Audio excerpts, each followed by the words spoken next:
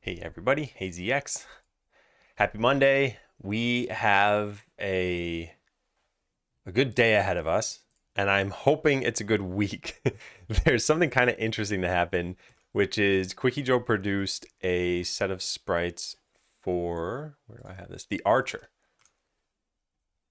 So now there's a question of, well, if we have the Archer, should we implement the Archer in the game? And I don't know yet, but we could do that this week too. And then we would have, what does that make? 7 characters for checkpoint number 2 when I've only been planning on having 6. So I'm not sure, but I think we should do it at some point. Hey Matt, hey Jordy, hey Darkstorm. Yeah, well, anyway, if that were to happen, it would probably start on Wednesday. And Wednesday marks the start of some UI and UX sessions, or possibly just one session that Funky Monkey's going to be doing with me. So I don't know, we'll see, but I'm excited. So we're going to start the way we normally start, and I am going to open up my tenants. There. Hey, Schrodinger's. All right, so today should be the 9th. Yes, good. Which means I'm doing these every week. Post-stream to-dos. I tried doing an organization stream last week, but I wasn't totally happy with it.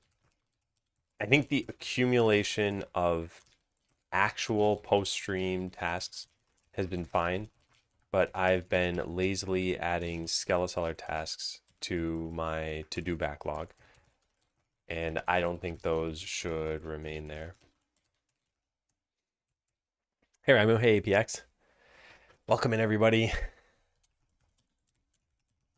I think we're gonna have a decent amount of momentum getting through the summoner tasks. There's a lot to do. But I don't think anything in particular is all that hard to do. So it's just a matter of actually doing the work, which sometimes is not so bad, and sometimes it's very tough. It's like when you're not figuring out a problem, that means you're really just implementing something you already know how to do.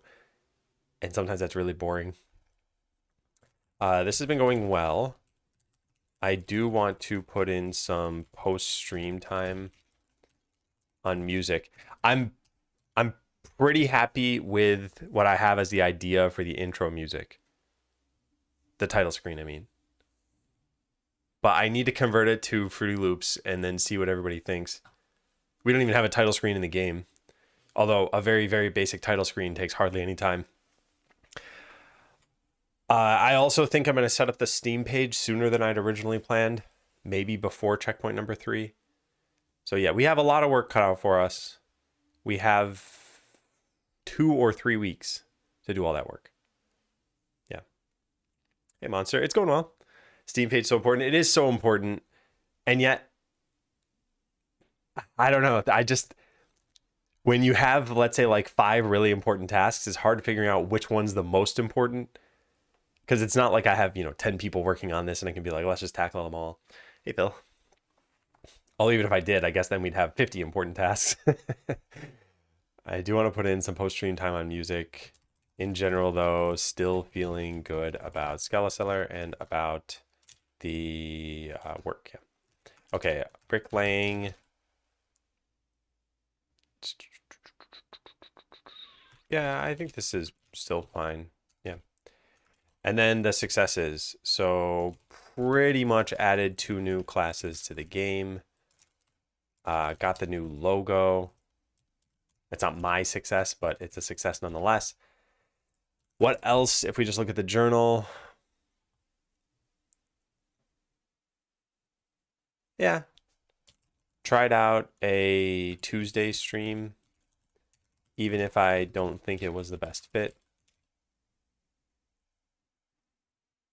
And yeah, progress toward checkpoint number 3 is going great. Yeah. Yep. I've seen your video. You can clone yourself.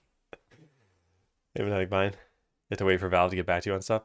Oh yeah, I forgot about that. Okay.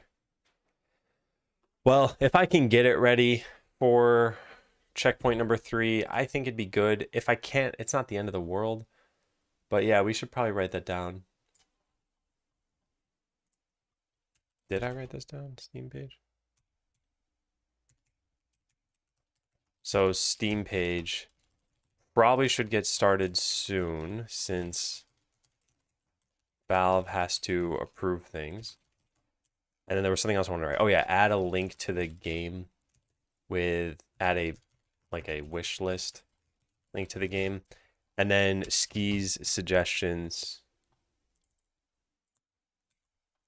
of offering to help, not suggestion, offer. Where'd that go? Yeah. Yeah. Let's say gonna be a long stream. I try to do 2 streams on every stream day, and I try to make them each about 3 hours. Today, actually, the morning will be a longer stream because I have mentoring at, I think it's 11:30 my time, and it's currently 8:40. So it should be a 4-hour morning stream, and then maybe like a 2-hour afternoon stream, something like that. And there's only like a 1-hour break in between. So I mean, if you also just take a break during that time, it might as well be 7 hours. Hey, Atomic Man. Thanks, Neil. Prioritize based on impact. Yeah. But the way I look at it is like the game's not launched yet. So the impact within the game is almost inconsequential until the game launches. Like, well, anyway, yeah. I'm not super concerned that I'm prioritizing badly. I think the Steam page is now on my radar and is something I think I want to do sooner rather than later. I think that's the biggest thing that maybe wouldn't have been done in the same way. All right, so let's see where we left off here. I kind of want to check in what we've got, even though it's not finished. That way we don't have a million files we're working with here. Yeah, like this does literally nothing that it's supposed to. But whatever, let's check it in and just say it's copy-pasted code for now. Yeah. All right, so let's write some notes. Command is just copy-pasted code for now. Hey, TJ. Anything else? Summon zombie. I think summon zombie is actually working correctly. Yeah.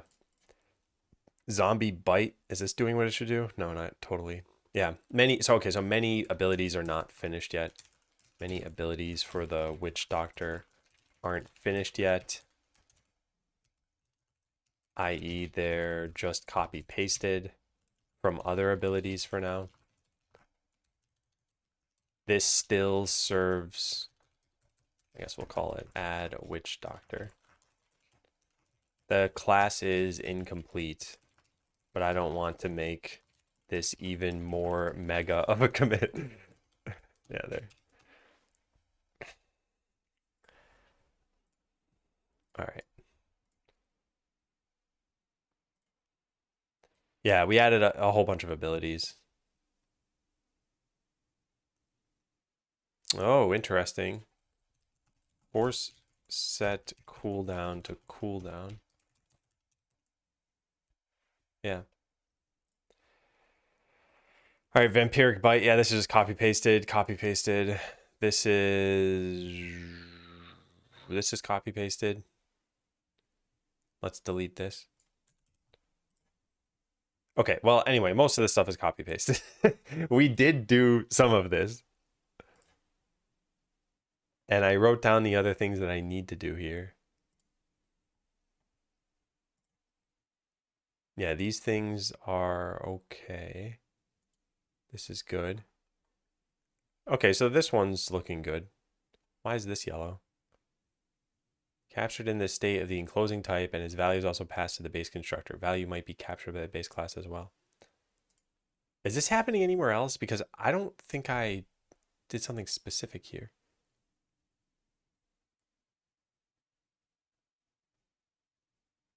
I don't know. I'm just going to ignore that for now. Why is it not an issue here? Yeah, what did I do differently? This is effect with proc interval, and this one is just effect.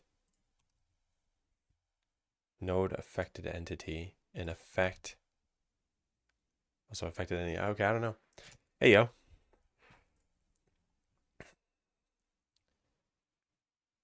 All right, what is this? Zombie curse debuff. What is zombie curse? Oh, yeah, I remember. All right, I think I want to write a little note here. Hey, cows. So drains life from zombies so that they live for a short amount of time, but could impact that via healing. Okay. Zombie link sounds fine. Oh, not totally fine. Okay, yeah, we got to change that. Yeah, there's a lot we got to do. Yeah, there's a lot. Oh boy. Yeah, I'm now remembering all of the all of the things that are unique about this character. At some point, we should get to the point where adding a new character, we've already done all of the things we want to do, and now it's just a matter of finding them and doing them. We have not done all the things we want to do yet. Like taking a hit for somebody else is something that only the warrior did, and in a way that works a little different from how zombies do it. So we gotta code something special for that. Yeah, okay. All right, well, in general, this looks decent as a starting point. And I'm glad we're committing this, and then I can make changes. Where's the notes? There. All right. Cool. So next, what? What are we gonna do next? I guess it really doesn't matter what we do next. So let's just go tackle one of these. Sure, skill tooltips. It would probably help to have the game design open here so that we can go over to the zombie class or the witch doctors and look at zombies here. So summon zombie. Let's go start with that one. I don't even see a tooltip here. What? Does that mean it's not even showing in the game? That's not good. I mean, that's what we're working on. Yeah, no tooltip defined. Okay, well, that's what we're about to change. So let's go to this and tooltip and copy. And where do I put it in relation to everything else? It's protected, so I guess after this. All right, so what do we say for summon zombie? Summon a zombie whose life is constantly drained from it. Summons a zombie whose life is constantly being drained. What we could do is we could say how much it's being drained by. Also, does the summoner's power come into play for anything? I guess for the summons. Yeah, so then when we do this task, maybe put the stats in the tooltip. I'm not sure they'll even be meaningful.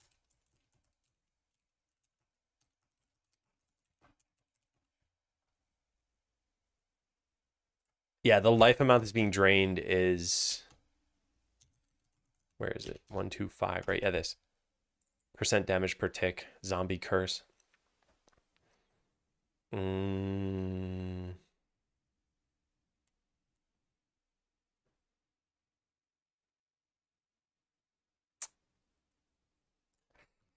Yeah, like what if this said minus 12.5% per second? Yeah, I think that's good. All right, so then let's move this to, doesn't matter where. Yeah, let's put it in summon zombie, I guess. Although then summon zombie should be the one to give them the curse. And the curse should just have an amount. That's probably a better way of doing it. All right, fine.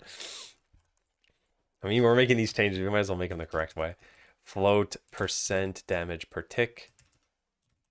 And then get rid of this. And put this here.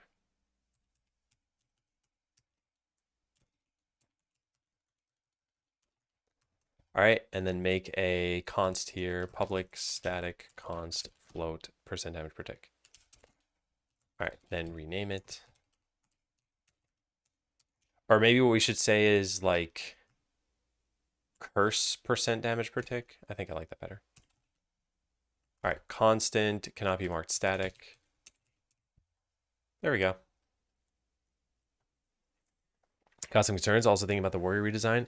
Yeah, I looked very quickly at that. I didn't have a chance to respond. Hey, Pressel. In general, though, I'll say something quickly here. which is, I don't even know why I went to that page. The bit about having a dodge chance, I think this is just like the archer will eventually reset their haste bonus, and that's okay. And part of the reason I'm thinking about the other characters, I do think having a ninja, which is like a dodge based tank, I think that would be cool. And I think they should have the ones that increase their dodge or something. And then the golem, which is a mitigation based tank, I think is the one that's gonna, like you mentioned in a warrior redesign of making them more tanky maybe. I think the golem would be the mitigation based one. So I think the warrior just needs to be in some different space. And I like them filling the partial tank role at least. I like that idea. Something needs to be different. Maybe more of a focus on counterattacking. Yeah, maybe. I don't know yet. Or maybe, yeah, I don't know. So I got to put some thought into that. And maybe that's something we do on Wednesday. All right, where did I leave off with this? Oh yeah, I wanted to put this into the tooltip. So summons a zombie whose life is constantly being drained. And then we say minus that much percent colon P1 per second. All right, now let's make sure the tooltip looks good. Doing well, doing well. How is everyone? How are your weekends? Because we had a very sort of busy Saturday. I think I mentioned I was getting an eye exam done. Well, then we walked to the park, and there happened to be a festival going on at the park. And that was pretty cool to see. And then we got lunch and some snacks and stuff. Then we actually went and like got our glasses after the eye exam. Well, we placed the order for them. I'll get them in a week or two. So let's see if you can notice when my glasses are finally a little bit different. I picked ones that are very similar, but some of you keen-eyed people will probably notice. Very sick indeed. Oh man, yeah. I thought this started like midway last week, so hopefully it's going to be done soon. All right, so all we're doing is looking at the tooltip. Summons a zombie whose life is constantly being drained, minus 12.5% per second. Maybe we want to say that the zombie has a... No, I don't think that's important. I think these tooltips, the other ones, need to say this grants this to the zombie, which Doctor does practically nothing.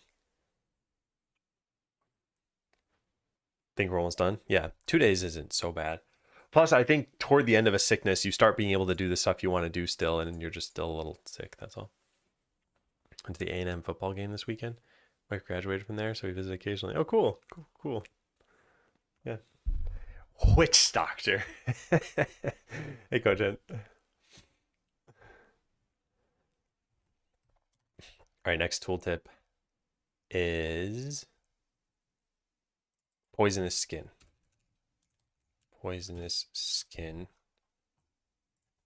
Okay, so your zombies have poisonous skin. Is this a guarantee? What is this? Attackers are poisoned. Yes, there is no chance. Causing attackers to get poisoned for X damage over Y seconds. Power scaling. Get damage per tick. Okay, there it is. Oh, there's damage. Wow, look at that.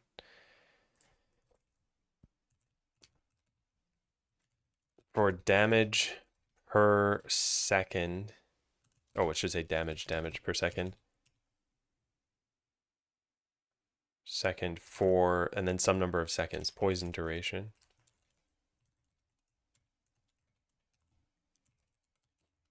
Yeah. Been a while. Hope it's been going well. It has been going well. Yeah, made some good progress. And I guess the last time you were here was 5 months ago. How have you been, Kojin? We are currently finishing up the Witch Doctor. We have quite a lot to do, and I'm just trying to tackle these tasks because it really doesn't matter what order. We got to do them all today. I'm hoping this doesn't bleed into the afternoon, But that gives us about 2.5 hours to get this done, and I don't know if that's long enough. But if it bleeds in the afternoon, then so be it. It's not such a bad thing. All right, lethality. Increase poison damage by X%. Lethality. All right, so increases the poison damage dealt by X%. There's no floor of this. All right, so the per level is this. Poisonous skin per level. And that's it. Yeah.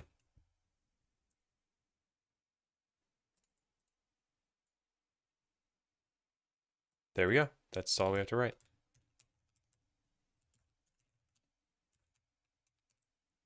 Okay, next up, zombie link. X% chance for a zombie to take a hit for an ally. Zombie link. This is not the right one. It's this one. All right, per level. Did we have this written here? Zombie link percent per level. Yes, we do. Yes, we do. All right, it's just plus percent per level. Yes. All right, what do we write for this? Your zombies gain a percent chance to take an attack for an ally. Yeah. Hey, Hepta. Hey, Sockton.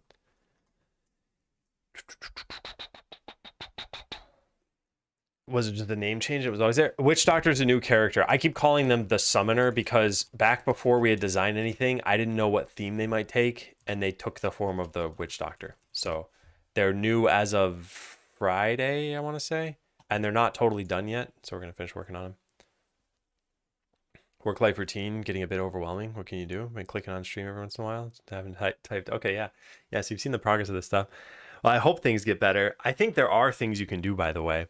I think sometimes it's just setting boundaries. Sometimes it's taking a vacation, and worst case, it's finding a different job situation. Had to leave during the Paladin healing dilemma. Where did you end up? Haha, what a great question. So I never actually end up typing this command, but I wanted to go to Twitter so that I can show you an untitled page. Yeah, so I posted a gist about this. Like, just, well, here's what the problem is. Here's some examples. And Ski posted an algorithm that mostly worked. And it did so in a way that I'd never thought of, which is you figure out the target party life percentage based on how much you're going to be healing. And you don't do things individually necessarily. So the problem with this was that, like, here as an example here, let's say you have 3 characters. You have 10 out of 100 life, 10 out of 100 life, and I don't know, 90 out of 100 life. And you have 25 points of, actually, let's say 24 points of healing to give. So what you should end up with here is you should end up with the characters at these life values. So the way the algorithm works is first compute the target life percent. So you start with 110 life out of 300. So that's a 37% plus. Then you're going to add in the 24 life. So instead of 110, it'll be 134 out of 100. So this is current percent.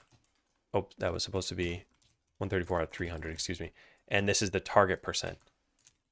So that was the algorithm that Ski had written, is now like, go figure out what the life value should be. So this works out to, I guess it works out to 45 life. So all the characters ideally get 45 life, but you don't have enough healing points to give them that. So instead, you drop anyone who's above that value. So we drop this 90 out of 100.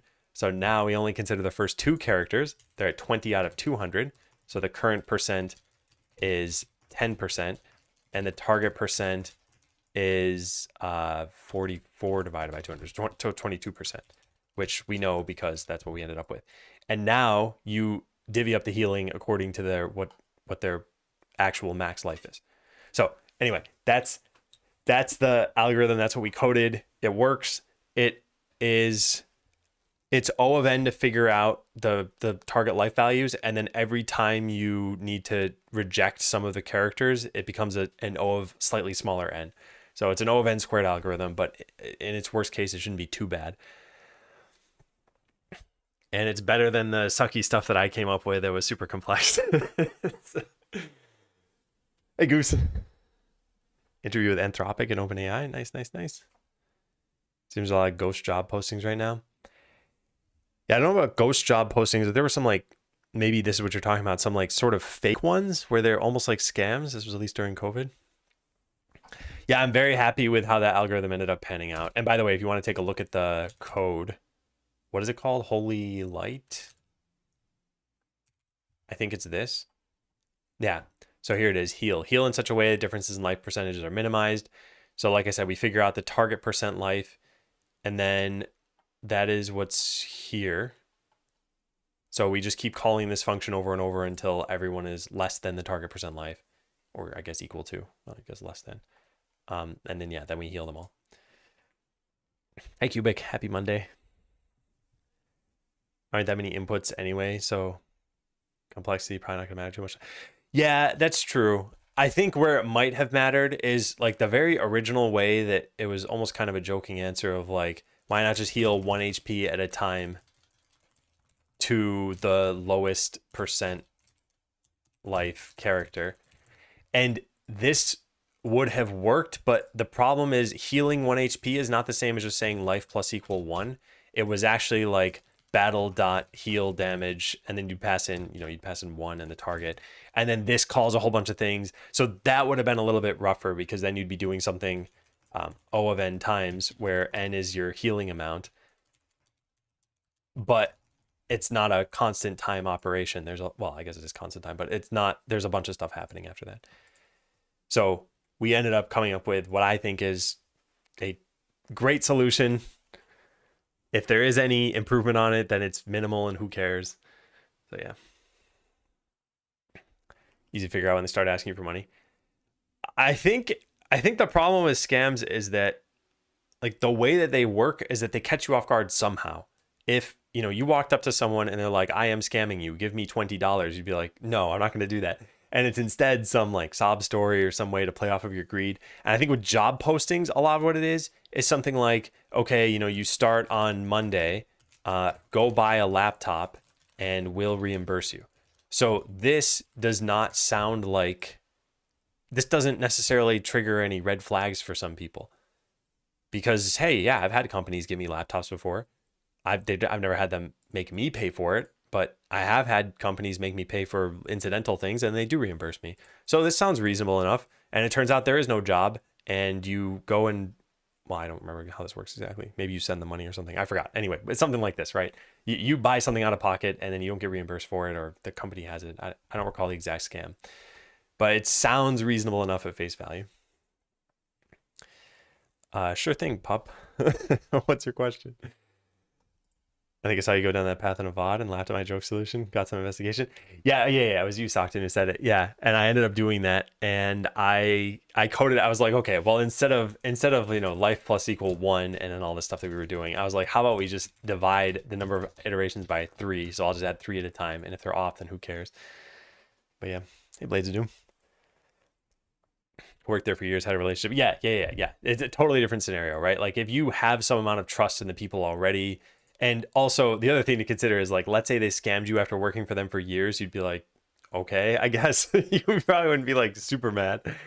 But if it was a fake job and you ended up getting scammed, you'd probably be pretty mad.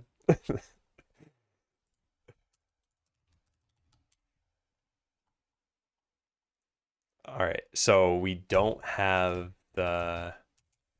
I don't have any flavor text here, and I don't know if we should have some. It says your zombies gain a whatever chance to take an attack for an ally. I kind of want to put something like those noble creatures at the end of this. And then a sad teardrop. But I'm not going to do that. But that's the kind of flavor text I was talking about. Yeah, I guess I keep the laptop. All right, so command. Where is this? Cause all zombies to attack. I guess it's like command all zombies to attack random. Actually, is it random enemies? No. The strongest enemies. Zombies will always attack whichever enemy is strongest. No, healthiest. Has the most life. Yeah. Will it render that emoji? No, I need a special font for it.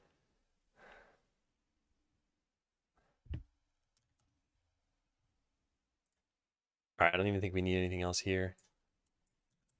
Is this your first game or have you worked on others? I worked on others. Botland was the last major game that I made. Actually, wait a second. I should change this command. Hang on a second. Ecom Botland. Officially discontinued due to lack of player base. No longer playable. However, Altman is in the process of open sourcing it. Yeah. Yeah, so Botland was the last big game. This game was very large. Excuse me. It was a multiplayer game. It was a very like unique style of game. You actually wrote scripts for bots and then they followed them in battle. And then before that, there's just been some small games here and there. I guess the only other one, yeah, there's there's Jump Royale, which is the game we play on breaks here. There's Ophog, which is technically still playable and is, I don't know, like a reverse tower defense kind of game. I'll show you. You put down these units and they go along these paths and just attack whoever they come across.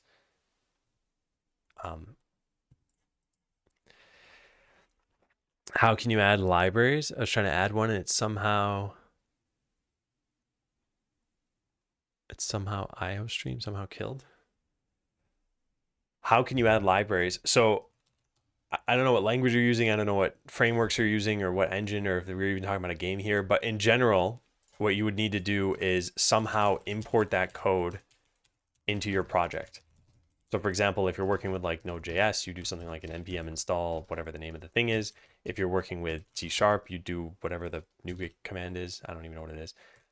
Anyway, you'd add it to your project and then you need to use it somehow. So in my case, it might be just a using statement and then you can call the code from it.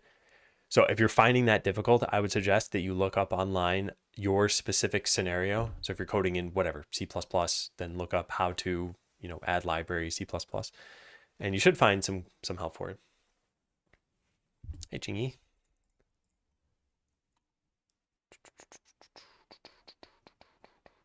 Want to talk about lemons? Yeah, it'd just be twitch.tv/Altman. I don't think they enabled VODs though. Yeah, I don't think VODs are enabled. There's just the ones from, I guess, 10 years ago. So unfortunately, it's not there. I might talk to them about like, hey, could you enable them? Or I don't even know if they should though. What if they come across some private code that shouldn't even be there and then there shouldn't be proof that it existed at some point? All right, so this one is just cause all zombies to attack. I thought I wasn't going to call this command. I thought I was just going to call it like zombie command or something. Oh no, I decided against that. All right, cause all zombies to attack. Zombies will always attack whichever enemy has the most life. All right, great. And then we have Vampiric Bite. Vampiric Bite. What does this even do? Every time the zombie bites, it heals. Command should tell them to bite. Command all zombies to attack. To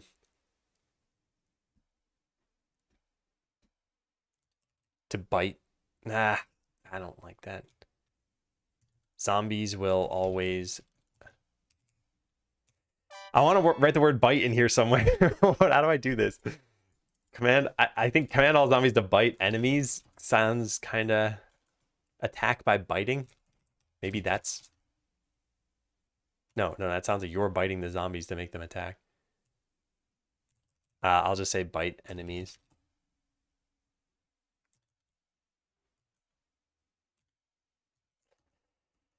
Not super happy with that. Command all zombies to bite enemies. Yeah, I think this is as good as I can do. Beardage, hey, thanks for the resub. Hey, you're ready for a system design interview today, right? I came up with one and I've got a little bit of a twist on it. I was trying that and then that happened. Thanks for that. Yeah, I think that should get you on the right track. The other thing too that's nice about this is a lot of programming when you're starting out is just trying to figure out how to solve your problems and not even... It's not even necessarily like, just slam your head against something repeatedly. It's like, okay, what resources are out there? What are good? I don't know, tutorials or people I can talk to or discords or something like that. Command all zombies to bite. Command all zombies to bite enemies. Yeah, I think that's good. Yeah, I think this is a combination of the two.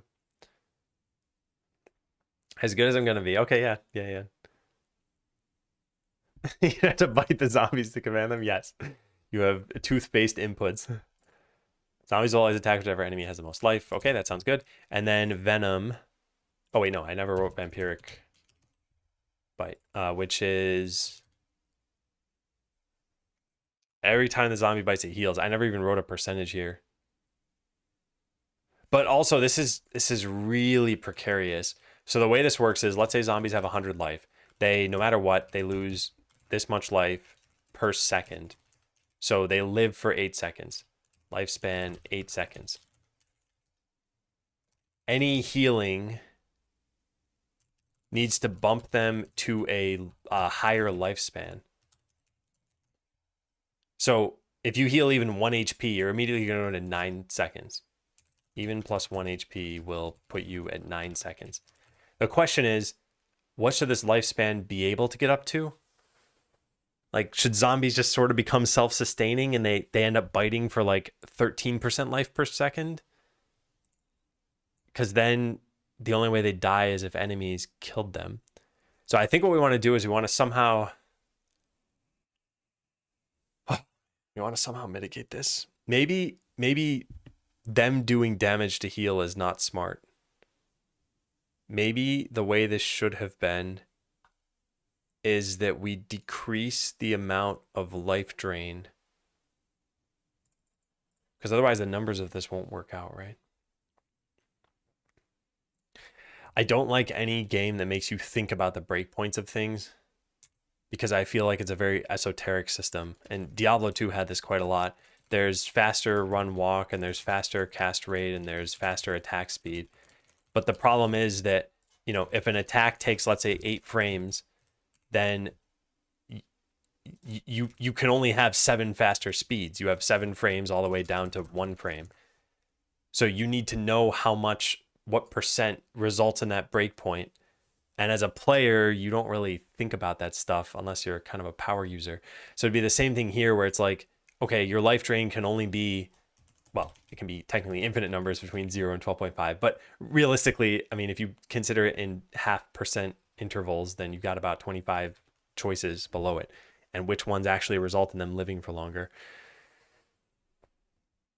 I guess the other thing, if I just make it be X% life leech, then the problem is if they attack an armored enemy, they're going to be stealing less life just because the armored enemy is going to have more armor and it'll take less damage. What do I want to do then? I don't know. I think I'm just going to do this and whatever. We'll figure it out. It'll be up to players to kind of manage some of this for now. And if people complain or it's a problem, then we can just change it. Yeah.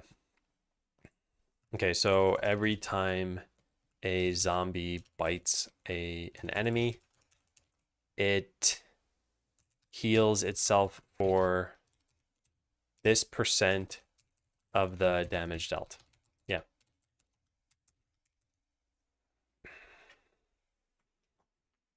Some players rush into the game and are aware of that, which is mind-blowing to me. I think that's a very advanced thing to think about. They consider the attack animation frames to decide what to do. Yeah, I think that's a very advanced way of playing any game. And I don't think it's the kind of thing that even strikes most people. Like, if you think of like, okay, move X% faster, you almost certainly would just expect that moving 3% faster is going to make you go faster than 2% faster. But some games, that's not actually true. And yeah, it's not obvious. All right, so the amount that it heals, we're going to put into here. So public const float, what is it called? Vampiric bite. Vampiric bite leech percent per level. I don't know what this needs to be. I'm going to set it to something pretty high, actually. Maybe like 20%, so that by level 5, it heals for 100% of the damage dealt. which I think at least feels good. There is no duration. We don't care about any of this stuff. Hey, Krasner. Hey, Sinstella. Might average out to true over time, depending on the implementation. It could, yeah. And some games don't do that. And yeah, some games, 3% is always faster than 2%, and 10% is always faster than 9%. I'm lying. I took too long making some food. What'd you make? Did you make bread? I was still laughing at this. So Sinistella said on like Friday, oh yeah, my boyfriend typically cooks, and if my boyfriend's not here, then I just have bread. uh, yeah, and by the way, for some of these, it's at least somewhat obvious. Like if it said +1 damage per, or like, I don't know, level 1 said plus damage and +1 damage, and level 2 said +1 damage, and level 3 said +2 damage. It's like, okay, at least it's obvious. This is not an upgrade going from 1 to 2. Although then I think that's a game design problem, because I feel like if you put a point into something, it should change. Yeah. All right, heals itself for X% damage dealt. I think that's good. And then the final one here is Venom. X% chance to inflict their poison on bitten enemies as though they were attacked. So Venom.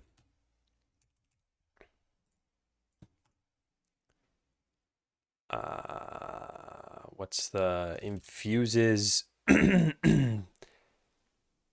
your zombies' bites with venom, giving them an X% chance to poison the target. How do we say this uses the values that poisonous skin has?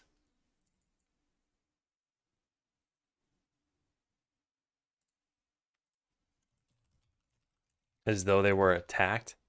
Now, how about just poison the target, and then in parentheses, this takes, and what's the name of this? Lethality? All right, lethality name into account. This takes bonus damage from that into account. Yeah, perfect. Okay, I like that. Now we just need string lethality name. This is not how you do this. Wait, is this? Hang on a second. This might be, although I don't want to do things this way. Let's just search for name right brace. Yeah. Interesting. Interesting.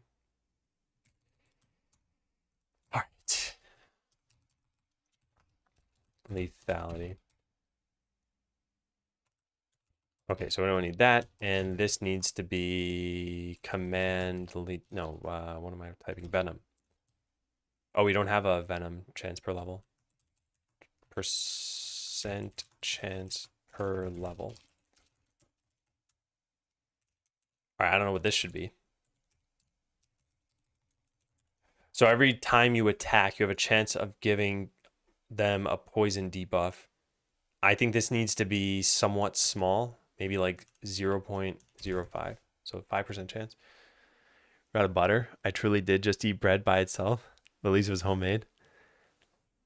Ah, I see. I was going to say there are a lot of things you can put on bread that are not that hard to do and do not require any cooking skill. Bread is quite versatile. All right, let's go take a look at the tooltips now.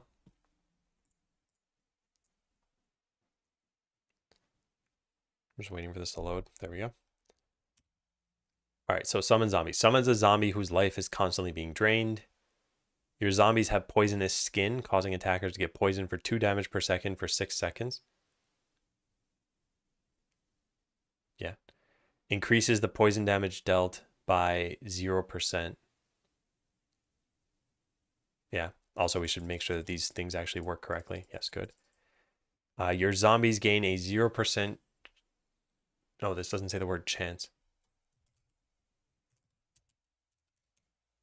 A 0% chance to take an attack for an ally. Yeah. Okay. Command all zombies to bite enemies. Zombies will always attack whichever enemy has the most life. Did I even write that down? I don't think I did that. Make sure zombies bite the enemy with the most life.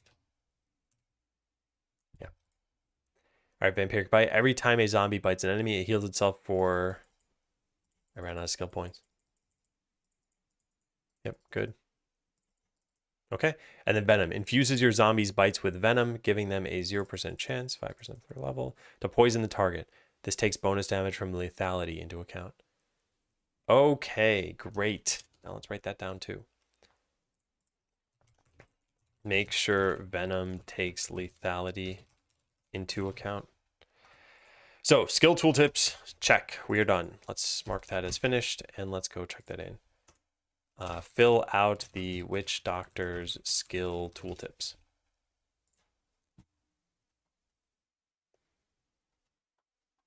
Good. Good, good, good. Yeah. Okay, looks good. So check that stuff in. Ventures end up having 9 skill points on max level. Should we bring it to 10, like starting level 0, or giving 1 free point on higher? I think we just need to think of what the overall game balance is going to be. And I think maybe we should make it so that the max level is like 15 and an extra skill point at hitting level 15 maybe.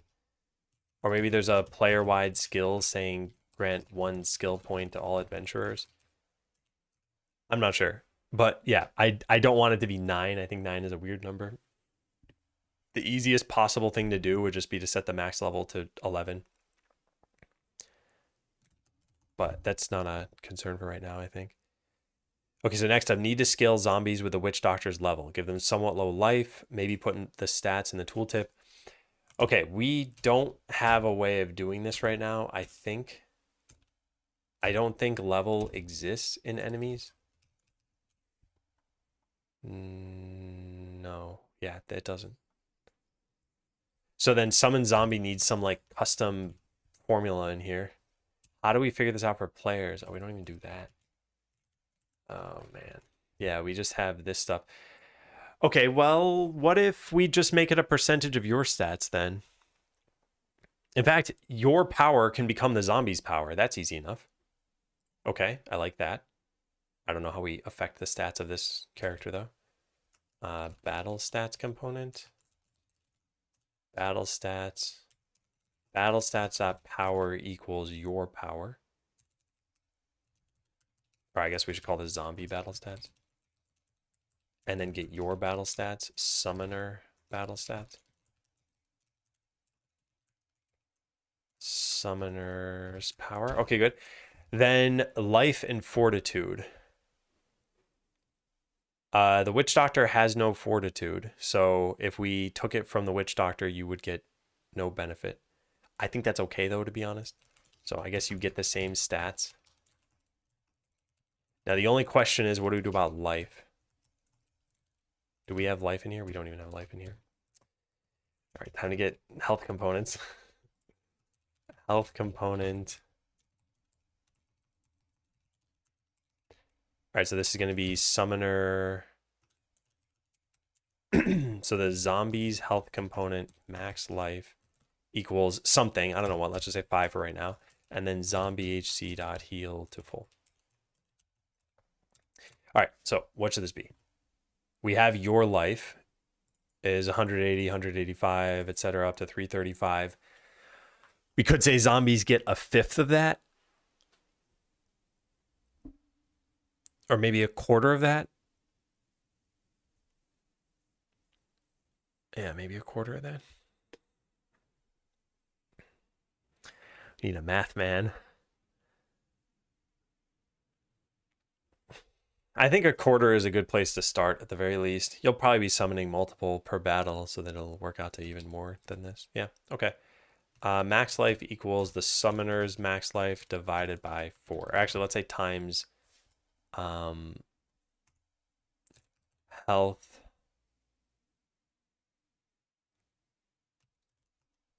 What do we say? What do we call this? Like zombie health percent.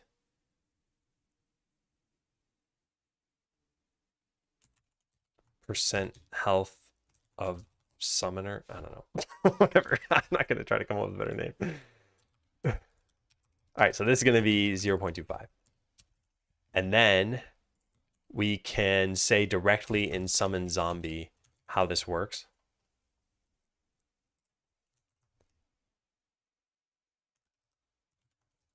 Zombies have the same stats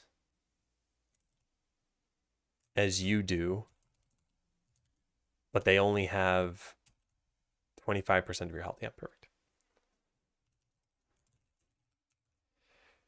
Give me the numbers for your health, power, and fortitude stats.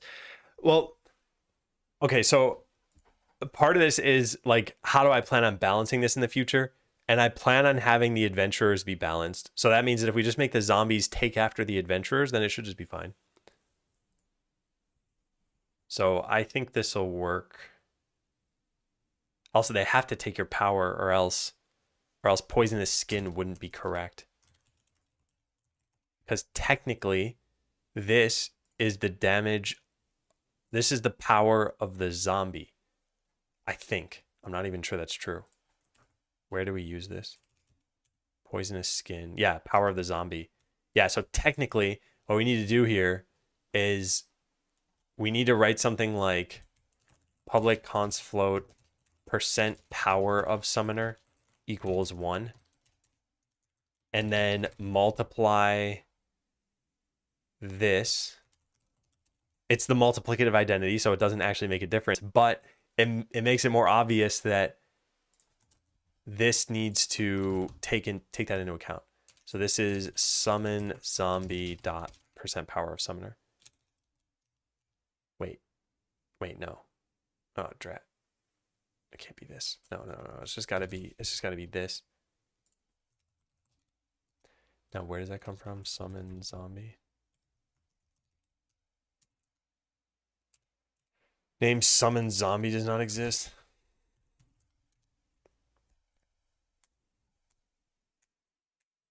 Instead of hard coding the values.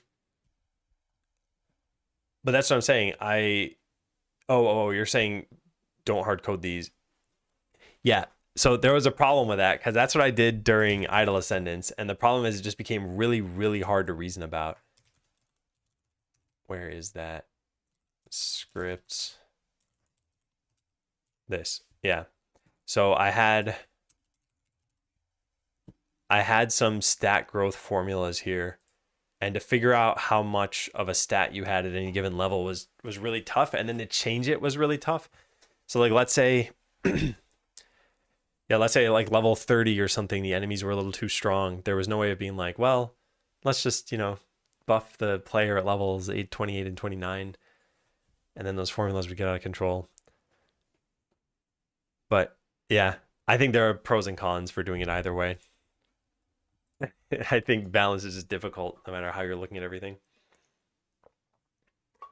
Because one of the things is it's not just is the game balanced, it's also is the game fun. And you can perfectly balance a game, but that doesn't necessarily mean it's fun. It's like we could make all the characters do 3 damage and have 14 life and like, okay, now every character is the same power, but you want variances to be there. All right, so the way we need to check this now is by modifying this to be something like 5x. So zombies are going to do 10 damage per tick. Let's make sure that's actually happening.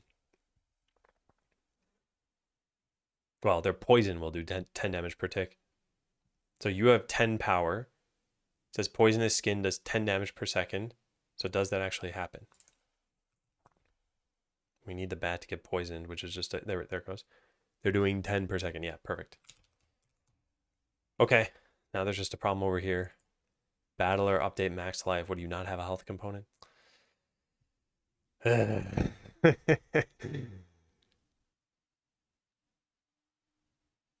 Object reference not set to an instance of an object.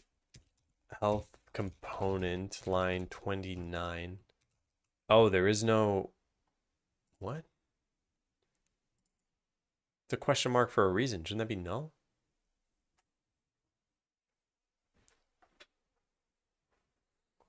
That's strange.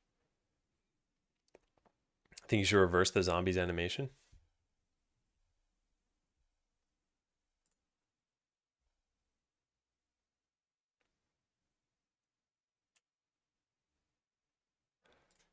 It would be very subtle, right? Because they, yeah, it'd be very subtle. It would look practically the same too, wouldn't it? Because this is just on a loop. Huh. Yeah. Just trying to picture what that would look like.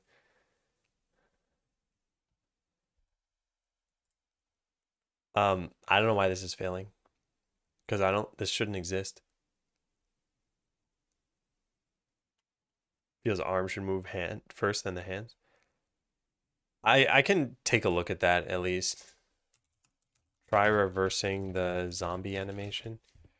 The death animation is in the proper order. It just looks like it's reversed in the file because of a change I made a while ago, but this is the correct order in the file at least. What was I just about to do? Oh yeah, fix this bug. Oh my god. Losing my mind over here. So why is this a problem? If we explicitly set this to null, would this happen? No, it shouldn't be needed. And we're not overriding this, right? Maybe when I make the zombie, it actually gets this somehow. Battle system summon create init on max health change. No, it actually has a function for this, and it's update max life. Life bar. Oh, it doesn't have a life bar yet. Oh my god. All right, where does it get added to battle then? Summon. Oh, drat. Oh man. It gets added the next tick. Add summon battlers. So we can't modify its max life just yet. How has this not been a problem so far?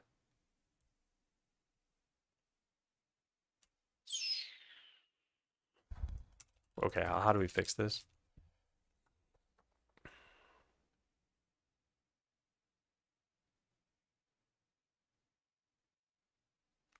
We need this to be added to this scene. There's an initialize. We could do that. I assume this is going to be fine.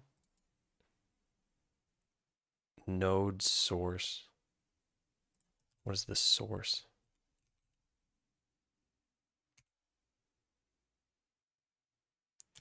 That's the zombie itself. Drat. We need to know who summoned this thing. Didn't I already say we might need to do that eventually anyway?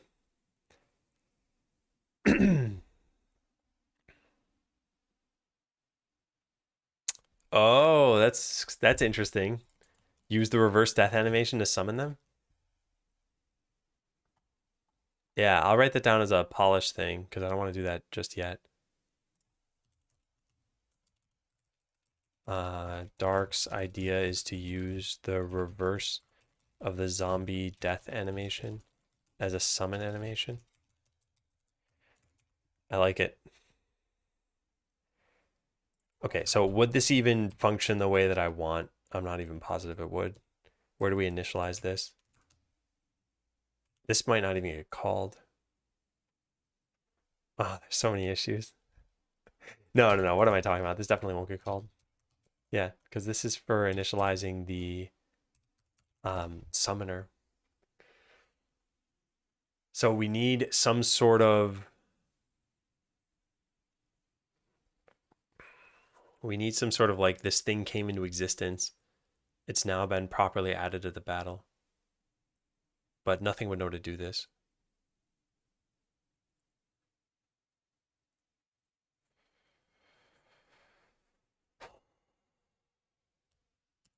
Okay, I have another idea here. Create battler. This must have a way of setting Yeah, here it is. Enemy data.max life.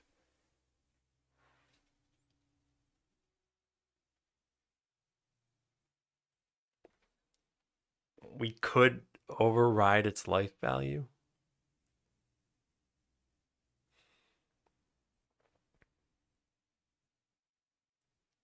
Actually, you know what? I just realized is if if these are constants, then technically we could make summons also just have a bunch of constants for this too. Excuse me. But I don't think that's the best solution. I think I'm gonna jot some notes down here. So problem, we can't set the max life at the we can't set the max life on the zombie because it hasn't been added to the scene tree. So trying to update its life bar will fail. Option number one could be just like check to see if the zombie was added to the scene tree yet. Although, does that work? Battler. Life bar updated. We would need to do this on ready as well. We do this on ready. Oh. Well, then that's not so bad. Yeah, what if we just put a thing here to check if we're added to the scene tree. Godot, check if node is added to scene tree. Get node ready. I mean, I guess we could just store a Boolean and ready, but I'm guessing there's something that already does this for us. Maybe just get parent is not equal to null. Is inside tree. That's it. Well, that's easy. Okay, so if is inside tree, then just return.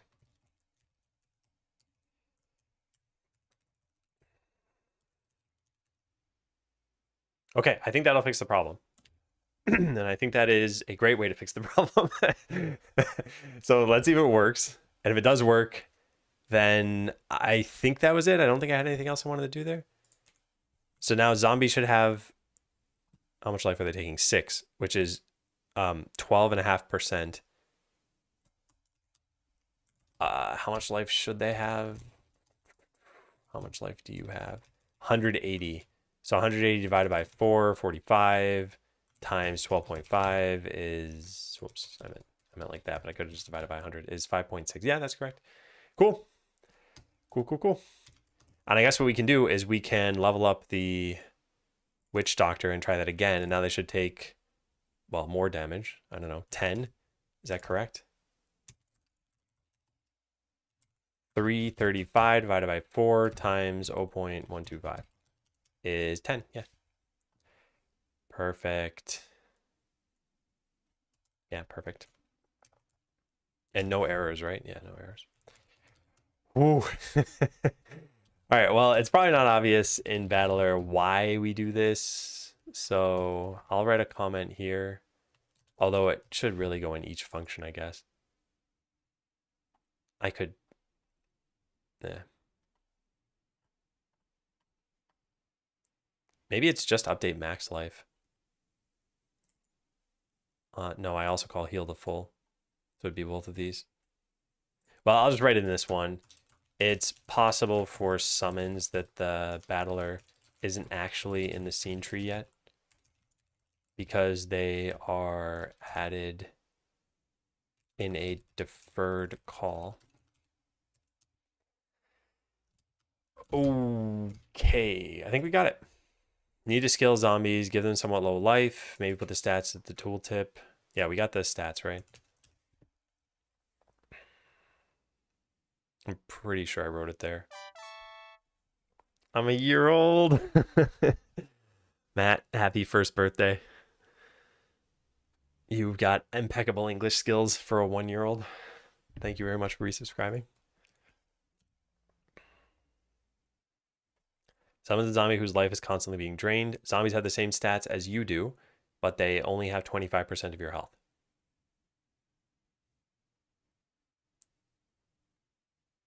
Yeah, okay, I think that's pretty clear.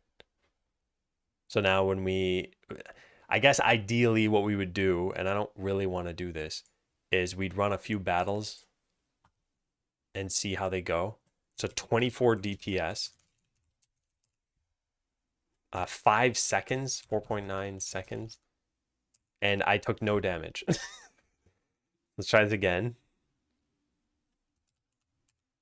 6.5 seconds, 20.7 DPS.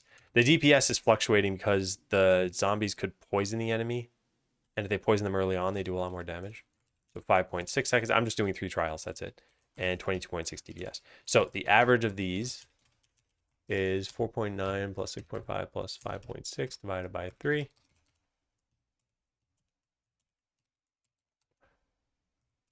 So that many seconds, 24, 20.7, 22.6 divided by 3.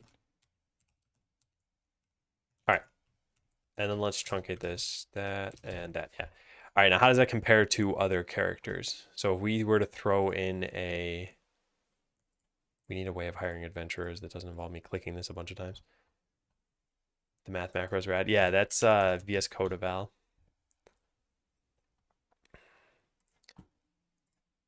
Okay, so let's try the rogue. Wow, the rogue sucks compared to the witch doctor.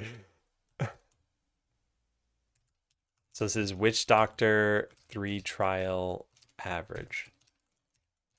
I don't think we really need to average out the rogues. Hey, Visitronic, I'm doing well. We're making good progress today. I gotta take a break pretty soon. 14.5 seconds, 6.4 DPS.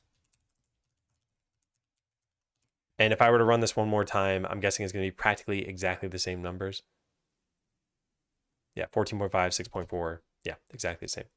So that means the witch doctor is doing 4 times the damage.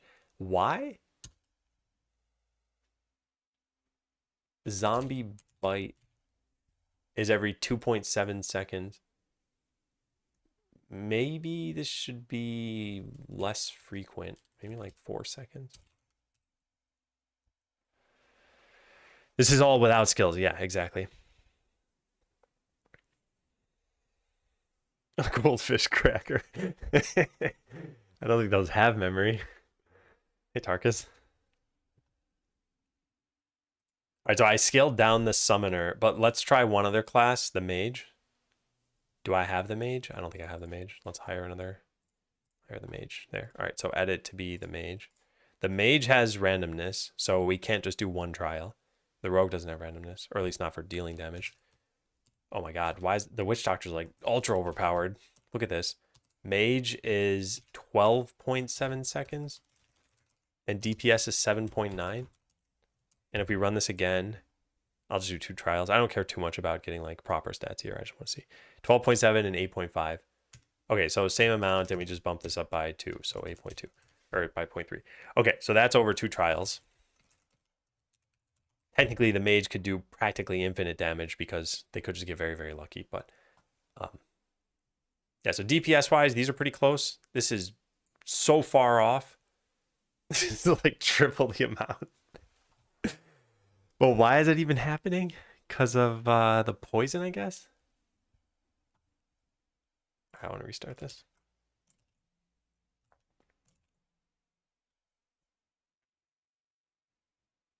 The witch doctor is sort of like a party of 2, but the witch doctor doesn't do any damage. So that means 1 zombie is actually just that strong on its own. I don't even think it gets to summon the second one, does it? Or it does, but it doesn't actually get to attack yet. Okay, maybe it got to attack once. But there, we lowered the DPS to 19. Yeah, so this is 19 because I just changed the cooldown of bite. So that's once every 4 seconds. So now we're doing 18.6. All right, so this is better, but this is still triple of what the other characters are. I'm still not totally sure I understand why it's that strong though. The power scaling of this is 0.75. Which means that if I copied the power from the mage, I think. So they have the same power, 0.75 every 4 seconds. It truly is just poison doing all that then? Let's get rid of poison for a second and see what happens. Where's poison? Here it is. All right, we just don't give them poison at all. How much of their DPS is coming from that? Nerfed. Yeah, nerf cooldown of bite, and now removed poison. All right, what are you at? Okay, yeah, that's more like it, I guess. And even that's 17. So the poison's not really doing a whole lot. Duration is 10 seconds. It's embrace it. It's just stronger. It did 19.9.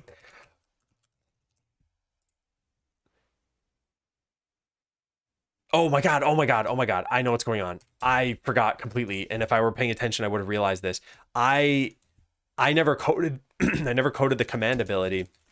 So you know what command is doing instead?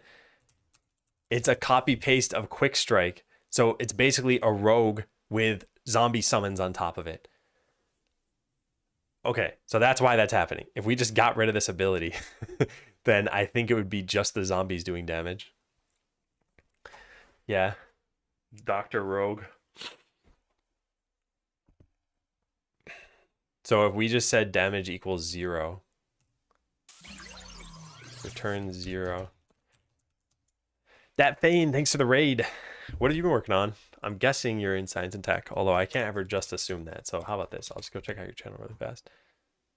Yes, software and game development. I never even know the names of categories anymore. Building Calamity. Well, welcome in. Hi, everybody. We are working on a game called Skeleseller, and I am coding the Witch Doctor class, which is our summoner, our first summoner. And the game does not involve you directly controlling characters. So everything that happens in an automatic way during battles. And we were just testing the balance of this a little bit. So I'm making something do 0 damage. It shouldn't be there at all right now, so that I can see how much these zombies are doing. And I think this is more in line with what it should be. Now we probably like super nerfed the DPS, right? Yes, this is taking way longer. So wow, 14.2 still. Wait, what? How does the fight take 15 seconds then if it's at 14.2? Something is wrong. Is DPS just what your characters do, or is it? Oh man, I don't remember. I don't remember any of this stuff. Battle stats at DPS, here it is. Where does this get set? Total player damage dealt. Is that you specifically, or is it anytime? No, it's just anyone on your team. Weird. I gotta figure that out. I read Summoner and I need to raid. You play Summoners when you play games like this? The art style's awesome. Thanks. I can't take credit for any of it other than choosing the asset pack. But then the artist who's actually working on this team, as in not the person I bought the asset pack from, is Quickie Joe. And Quickie Joe's been working on the artwork on top of the asset pack. So like the zombie was made by Quickie Joe. All of the adventurers were made by Quickie Joe. And we actually have an archer as well that I haven't added in. But yeah, I'll show you the actual game. I only showed you the battle portion of this. But the way that this will work, imagine this wasn't here right now. You would start by building up a little bit of a town and hiring an adventurer this way. And then you would send your first adventurers into battle. And when they win that battle, items will pop out of this portal. And then your worker will go and pick up the items and try to sell them. But I don't actually have a shop yet. So now I have a shop. And as soon as this item gets put down, you'll see customers pop out of this portal and they can go buy the item.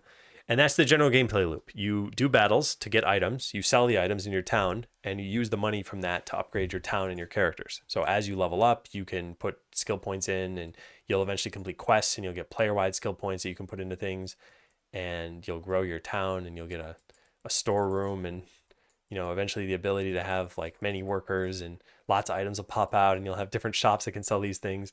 So I think it's a pretty interesting game loop right now. We're a few months into doing this, and it's going to take another few months before we can release this. Love to play summoners in any game. I like pretty much everything but melee in most games. I like range, I like magic, I like summoning. I don't tend to like melee very much.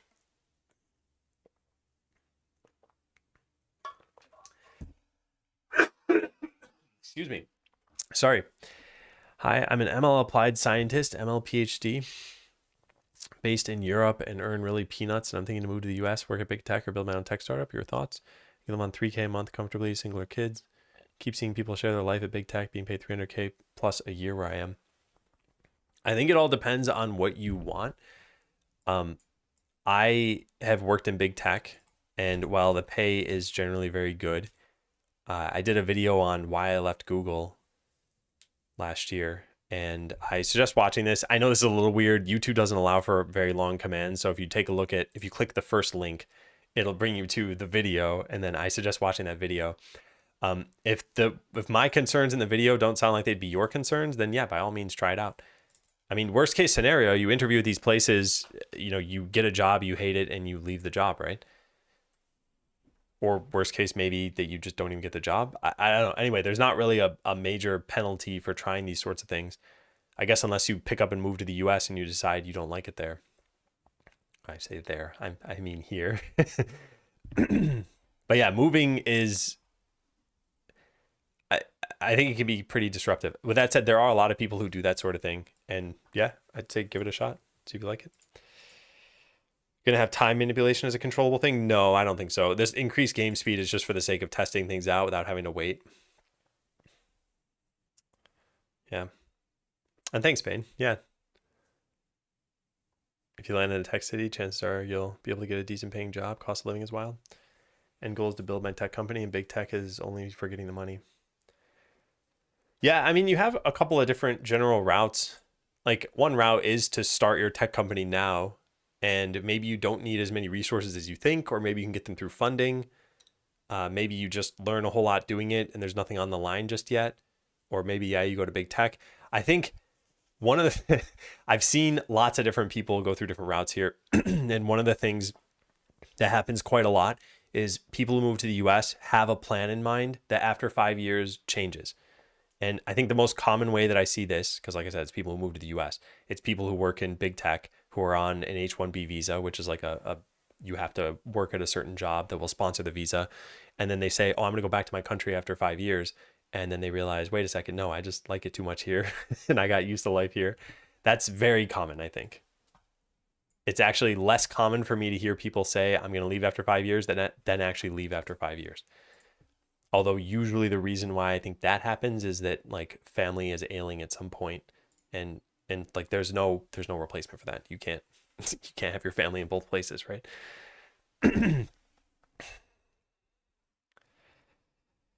Yeah. What do I drink? This is just water. I still remember there was an interview with, I think, what's his name? Bert Kreischer or something like that. And he had a bottle like this that was filled with Kool-Aid.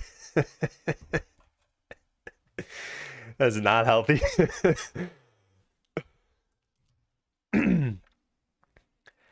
I don't have an explanation for why the DPS was so high, and yet the battle took 15 seconds. I want to try that one more time, and then I want to take a break. Like 72 ounces of Kool-Aid a day, I know. This is ridiculous. So the only thing doing damage here is... Wait, how much are they doing? 38? Is that what that said? That seems wrong. How much damage is being done? It says 38. What is doing that? Something is very broken. Zombie bite. Power scaling times get power of the entity. Oh my god. Oh, I forgot about this. Oh, I gotta stop doing this. Okay, I remember what I did. I changed the power scaling of zombies. Yeah, I have it multiplied by 5. So no wonder all the values are like 3 times higher. This was supposed to be 1, and I was only doing it to test a tooltip and then forgot to change it. Oh, the amount of times I do that. Oh, man. Okay, well, now the summoner is going to be super weak because I just nerfed a bunch of stuff thinking that I was like properly nerfing this. Yeah, now they're doing almost no damage. 8 every once in a while, I think. Yeah, and they don't have poisonous skin anymore. All right, let's give them their poisonous skin back. And let's give them their regular cooldown back. Although the cooldown of this doesn't even matter, right? But sure, let's set this to 2.7. Do you have a battle log in the game? No, I don't. Am I a full-time game dev? Yeah, pretty much. I work kind of a weird schedule. This is my main job, but I don't stream Tuesdays and Thursdays, and it's not always game dev I'm doing on those days. Like tomorrow, I think I might finally start a dev log of this game, which I don't know if you call that game dev. It's game dev adjacent for sure, but probably not exactly game dev. So much digestible information. I've listened to one of those lectures. I liked it. Yeah.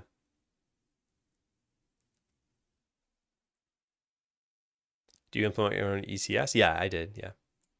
Why did it take 6 and then 10 and then 6? The 6 damage is their zombie curse. So that's this. 12.5% life drain per second. The 10 is what the bat is doing to them. So that's expected. The zombies living for as long as they do, I think is fine. You know, they take maybe, what, 3 hits and then they die? I think that's okay. All right, so let's speed this up a little bit. All right, so now DPS is 9.9. All right, I'm a little confused here. What in the world is going on? If the duration is 21 seconds and the average DPS is 10, then I should have done 210 damage. So why is that not the case?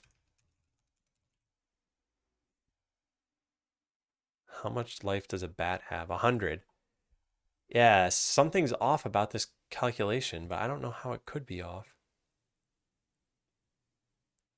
The only thing I could think is that it has to do with his speed, but it doesn't. Let me take a look at this one more time. And like I said, I definitely have to take a break. Player damage dealt. Here it is. So the damage is greater than 0.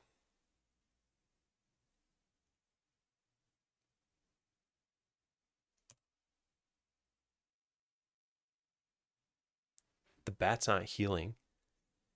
No, something's wrong. It must be counting damage that it shouldn't be counting. There's only poison and bite. Did I work in game dev at Big Tech? No. I worked at Microsoft and at Google, and both of them were at different things that weren't game dev. So Microsoft was Windows the whole time, and Google was GCP and then Android Studio. Is it counting the zombie curse maybe? Oh, yeah, maybe it is. Oh, that's a good thought. Yeah, wow. Well, I don't think I would have even thought of that. Zombie curse. It must be. In fact, if I just set the damage to 0, I bet that's going to do it. Because it killed off 2 zombies in that time, which is roughly 120-ish life. Yeah. All right, I'm going to give you a point for that if this ends up being true. What am I doing now after quitting Google? I'm just doing game dev. So pretty much what you see on the stream. And if you want to see the stuff I have been doing over the time, I've got that journal command. All right, so let's do this. Let's speed this up. It should be exactly working out to 100 damage. Yeah, 14 times 7 is roughly 100. So yeah, we're good. All right. Big brain moment indeed. Thank you very much, Moogle. There is a point. Okay, so we got to not count this as damage.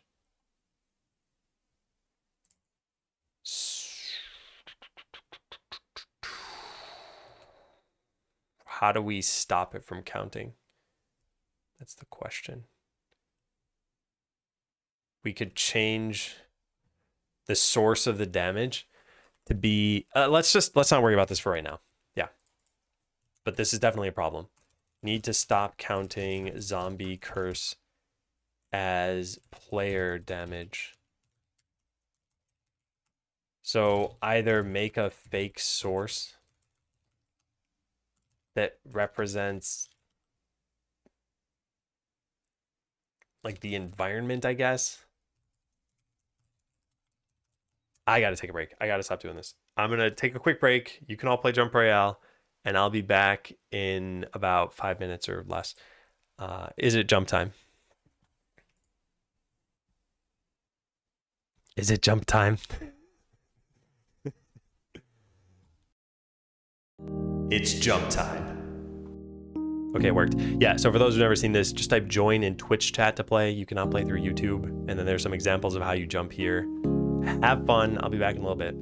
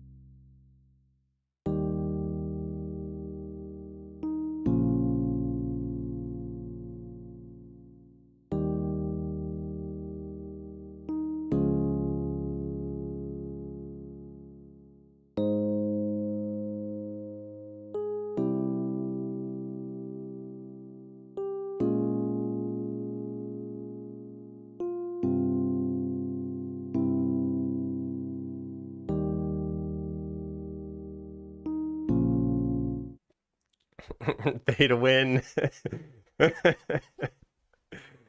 You're doing it. I close the game. All right. Here's where we stand. It is 10:09. At 11:30 we have mentoring. So I'm gonna do another maybe like an hour, and then another small break, and then mentoring, and then the lunch break, and then more of this stuff. Unfortunately, my progress has been a little slower than I wanted it to be. So let's try to pick up the pace a little bit here.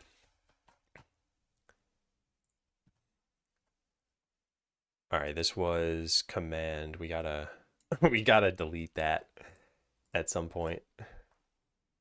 This is working. This is working. This is working. Good, good, good. Good, good. Okay, that's it. So scale zombie stats based on which doctor's stats. Will that fit? Yes, it will. So we're done with that. Need to stop counting zombie curses player damage. So option number 1 is that. Option number 2 is make a tag that says not to count this damage anywhere. It's damage as damage dealt. Hey, Thels. Long time no see. Hope you're doing well. Don't want to pull you out of lurking, so continue to lurk.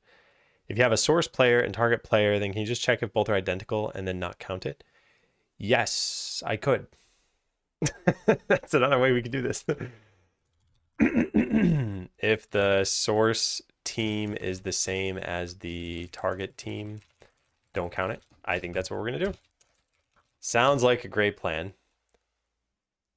So this is the source. Do we have the team of the target? I know we can get it, but I want to know, do we already get it? No, we don't. Okay, so this is... how about we just do it this way? I'll just say team source team equals this dot team, and then target team equals target dot team, and then make sure that the source team is the player team and the target team is the enemy team. Yeah, there, that's it.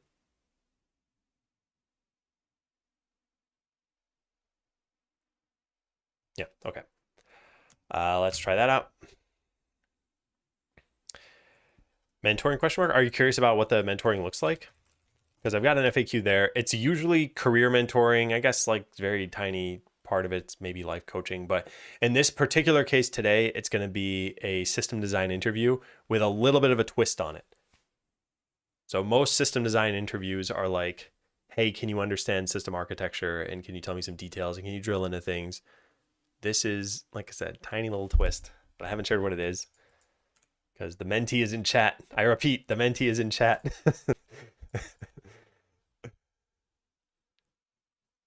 All right, so how much damage are they doing? 7.5. That is much more like it, right? I think it's still too powerful maybe, but it's not so much more powerful. Wait. That's with, whatever. Who cares? Stop paying attention to this.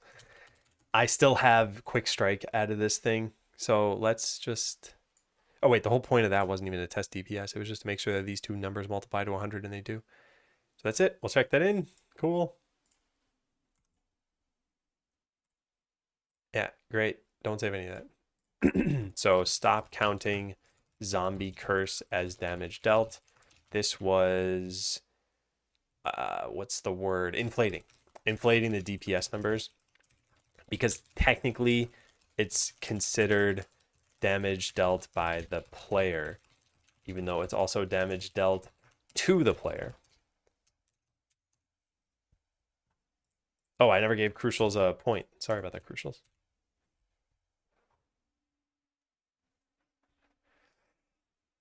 Will I do mentoring today? Yeah, in about an hour and 15 minutes or so. Has VS Code always been your IDE of choice? Yeah. Yeah, my progression here was I used an editor called Sight and then Sublime and then VS Code. And wow, that messed up. And I can't say I miss anything from Sight. I think Sight was better than like using Notepad back in the day. Sublime was a really, really cool step forward in terms of editors. And now VS Code, I feel, has done everything that Sublime does and more. I'm very impressed by VS Code. Try to add them. Yeah. I don't forget about that. I just omit that. Anyway, thank you, Thels. That it's looking great, especially compared to Botland. By the way, Botland is being open sourced as we speak. I don't know how long it's going to take, but maybe on the order of a small number of months. So early 2025, you might be able to play Botland again. You would be able to fork its code and make changes and stuff.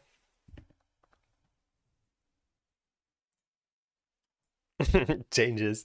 I think it's good to have good commit messages. I like them. Zed, I don't know. Maybe I'll try. I think if I were to try anything else right now, it would be Rider. Okay, so bite. Make sure zombies bite the thing with the most life. So let's just take the code for heal. Heal heals the thing with the least life. So we need to just get the thing with the most life. So list of possible targets is get enemy targets. If there are none, don't do anything. Actually, if there are none, you won the battle, so I don't think that really matters. Then sort descending. Excuse me. All right, now to make it sort descending, we just swap A and B. And then we target the one with the most life. Node target with most life equals possible target 0. All right, that can't be null. Now target it, target with most life. And it's a bite effect, so actually we might need a new graphic for this. Ask for a bite graphic for the zombies. Sort of like the slash graphic for other attacks. We don't need it. It's okay if it uses, well, kind of need it. I don't know what it would look like. Probably just a bunch of teeth closing in on an enemy. Seems like VS Code with ReSharper. Yeah, it also lets you debug something. What is it? I think it lets you profile with symbols. It does something that you can't do with my current tool chain. And I think it's, yeah, profiling such that you can actually tell which functions are taking up the most time. Yeah, I think JetBrains makes good IDEs. I'm a little biased because when I worked at Google, I worked on Android Studio, and Android Studio is JetBrains IntelliJ plus extra stuff.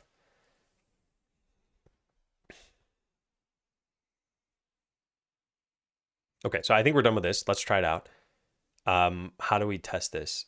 Because we need zombies to be able to attack the thing with the most life, which means there need to be many things, which means we need a lot of life.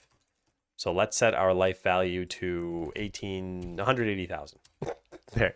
So now the witch doctor can't die, and zombies still die after 13 seconds, but that's long enough for them to be able to attack the thing with the highest health. So let's see how that works. All right, create instance win, and then create instance at the dungeon. Okay, so they should always target the thing with the most life. So whenever you see 8 damage show up, it should be on the thing that had the most life. I know there are a lot of damage numbers because I still have not cut out quick strike.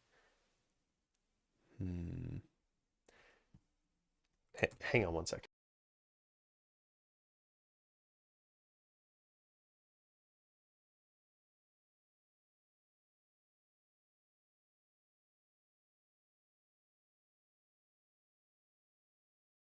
Okay, sorry about that. Yeah, I think it's working. It looked like it was always targeting the thing with the most life. I mean, I guess what we should really do is just get rid of quick strike from here.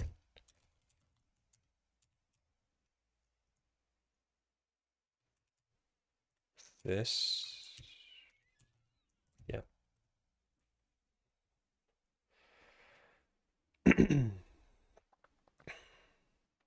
We probably should have also gotten rid of poison, to be honest, but whatever.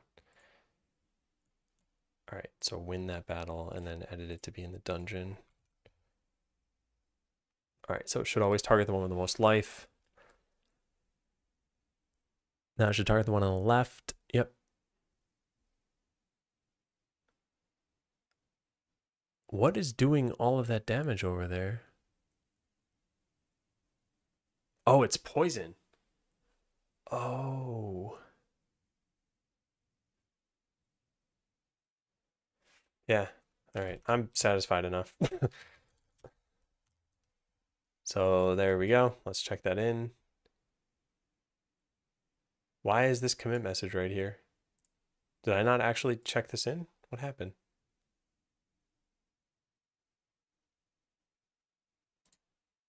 Huh, weird. Thought I checked that in. All right, so zombies now bite the thing with the most life. Make zombies bite the highest health enemy. By the way, the reason why I wanted to do that is because the rogue has an ability that always targets the weakest enemy, and zombies have the ability to poison a target. So the way I kind of looked at it was like, if they're targeting the strongest one, then they're going to slowly whittle down the entire enemy team. Although I guess for that to happen, maybe poisonous skin should be over a longer duration. It's currently 6 seconds. What if we kept the damage the same but made the duration like 9 or 12 seconds? I like that idea. So duration is here. So we just made it take 50%. No, we made it last for 50% longer. So now we need to make it 33% weaker. Yeah. I think that's correct. I mean, just going to do a sanity test here. If we do 6 times 9 should be what I had before. No idea what I had before. 1.2. I have messed something up. What was this? This was 0.2. Oh, whoops. Oh, yeah, of course. This was 0.066. My bad. Okay, now they're the same. Highest health is a percent or overall health? I think it's just overall health. But yeah, now that I think about it, it probably should be percent health. In those cases, it wouldn't have made a difference, but it could. So yeah, let's change it to percent life. And then let's check in just that. Why is it not showing as a change? There it is. Okay, so stage this and now amend. There. Okay. Consider different colors for damage numbers depending on damage type. Yeah. I have, right now we have green is healing and white is damage. I think we could potentially dip into a couple other damage numbers or colors. The problem is that poison, actually, apparently poison is kind of culturally different. So at least in the US, it's green. I guess in some cultures, maybe Japan, it's purple. But anyway, green is healing for us. So I'd have to probably also theme it purple or something, which I think would be fine. How to deal with pressure in a Scrum sprint as a Java developer. I mean, the pressure created by constant talk about deadlines and questions about how much longer something will take. Managers pushing hard to get everything done on time during the sprint, which is very challenging, and sometimes end up doing unpaid overtime. Okay, so I think there are a few parts of this. One is when it comes to pressure, I think there will always probably be some pressure.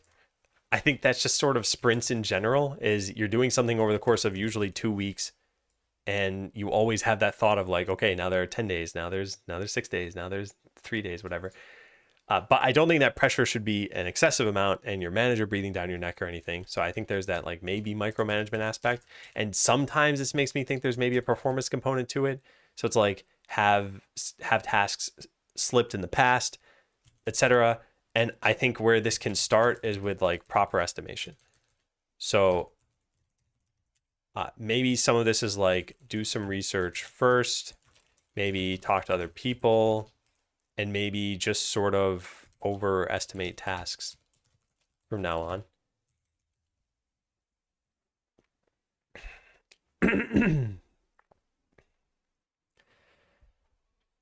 Yeah. Could go for dark green and light green. I guess if enemies aren't healing very much, it would probably work okay, because you wouldn't get them too confused. And about what Bearded said, if you're curious about finding those videos, I think, yeah, you could find it here and go to playlists and you'd look at, I guess, the one with Kyle, because that's who's talking right now in chat. But yeah, I think setting boundaries is really important. If you're doing unpaid overtime, that indicates there is a problem that becomes like priority number one to fix. The only time I think that's not really true is if it's so incredibly rare that you really don't mind. Like if you're doing unpaid overtime once a year, it's like, whatever. It's not such a big deal. But if it's happening, 3 times per quarter, I think that's too much. Okay, so I'm just going to say make zombie poison last longer. I scaled the damage down so that it should be the same as what it was. That wasn't even the task we had, though. This is idle animation. That's going to be toward the end. When an attack is redirected to a zombie, the slash effect still shows on the original target. We need to change get targets, and there would need to be a way for abilities to plug into this. Yeah, this is not easy.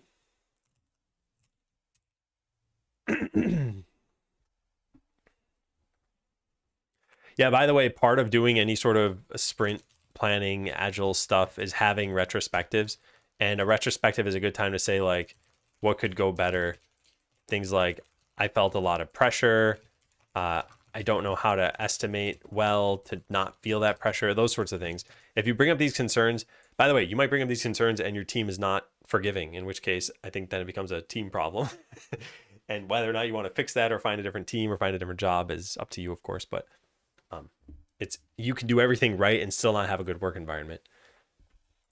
It can just be hard to fight the winds of culture at a company. Hey, Stilly.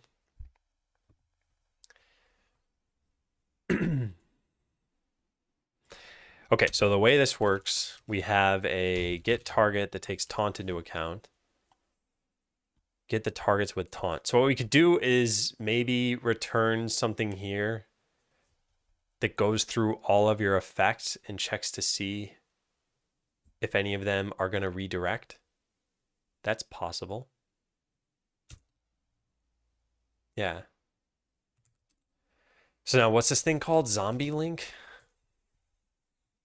How does this work? This is on ally about to take damage. So there would just be a new function that's like should redirect, and it just returns a Boolean, I guess. Yeah. Should redirect, returns a Boolean. So taunt would always return true, and this would return true some of the time. Okay, I think this is smart. I think this is really smart.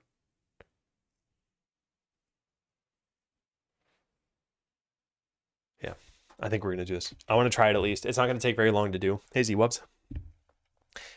Okay, so how do we do this? We just need to find the first one of these that does this thing, and this thing is going to be different. So public virtual bool will redirect attack. That took a long time to type. Okay, so it's going to do that. And we're going to return false by default. And then we're going to override this in here. Actually, let's start with taunt. No, let's start with taunt buff is what I meant. Yes. So override will redirect attack is always going to be true. So we don't care what happens here. If you have taunt, then you get all of the attacks. Now there could be a priority here. What happens if like 3 different things are taunting in the battle? But I don't think I care. It'll just be whichever one was first in the list. And in the future, we could potentially change that. So there's that. Now we want to copy paste this into zombie link, but we want this stuff to be here. So we're only going to redirect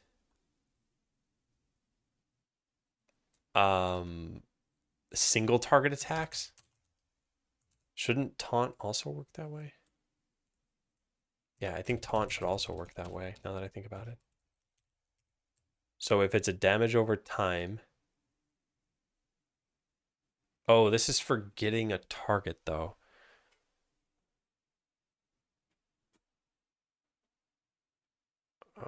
You don't know what it's going to be for yet. There is no damage here, is there? Yeah, there is no damage. This is not how that works. Just source and the number of targets. Yeah. Okay, so then we got to rename this.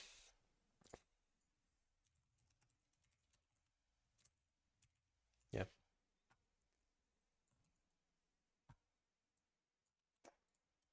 So we get rid of this. We don't care. I guess the number of targets would have to be 1 for any of this to matter.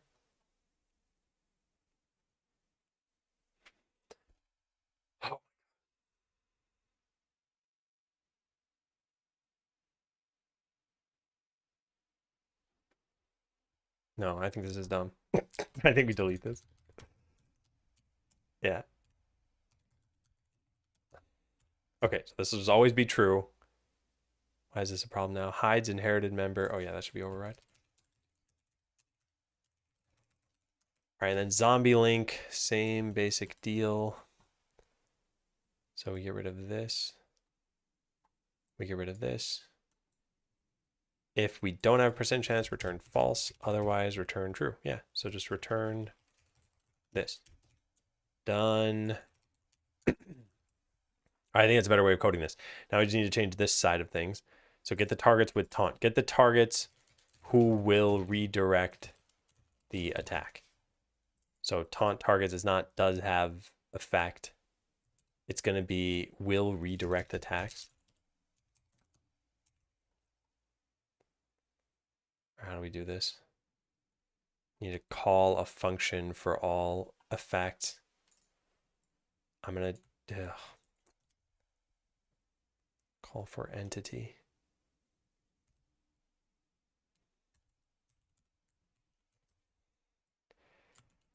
All right, let's do a public bool. Will an effect redirect attacks? Yeah, whatever. All right, so if it's dead, return false. And if it's living, then we need to call an effect function for everything. So we're going to do this. EC.effect, and then if will redirect attack, return true, return false. No argument corresponding to that. Oh, we need to pass in the battle system. Wait, do we? What do we need to pass in? Battle system and source, but we don't ever use that stuff. So I don't think that's necessary. I think we just pass in the source. In fact, even then, I'm not sure it's necessary, but let's keep that one in there. No, you know what? I think passing the battle system makes sense. Yeah, let's do that. All right, so battle system entity.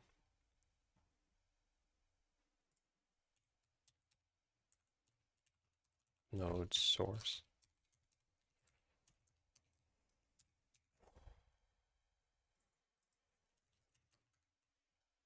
Okay, now we call that function and then we're good. Target this and the source is there.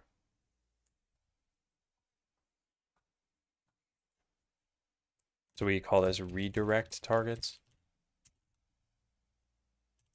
Sample, final, remove all, get the remaining ones. Yeah. Bypass redirection if we're looking for allies. All right, is the word taunt written here? No, it is not. And is this good? If dead, return false. Otherwise, go through every effect and see if any of them will redirect. If so, return true. Okay, let's try this out. This is really tough to test because the only real way to see that it's working is to make it so zombies always take the attacks. So we set the chance to redirect here. Yeah, by default, they have a 0% chance. And then let's set this to 0.2.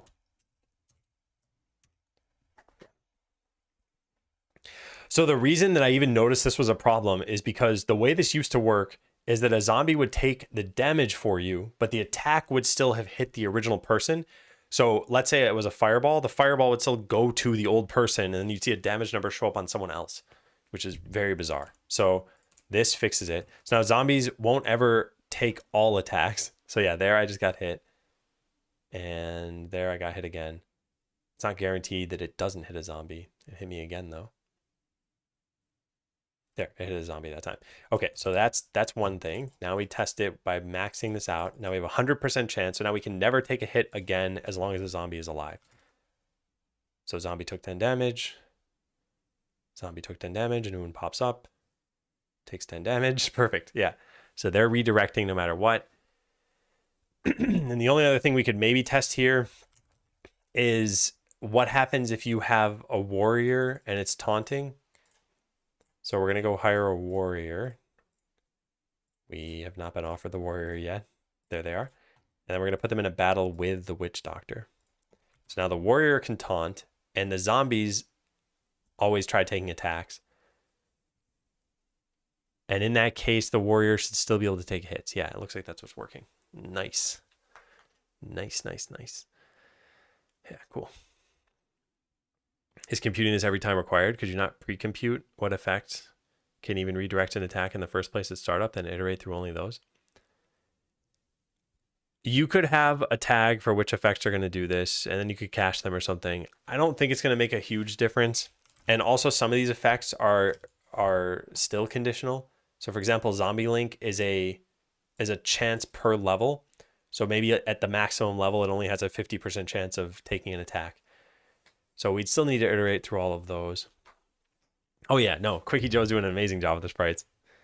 And there's actually an Easter egg that he made that I probably shouldn't share, but I'm going to anyway. Let me show you.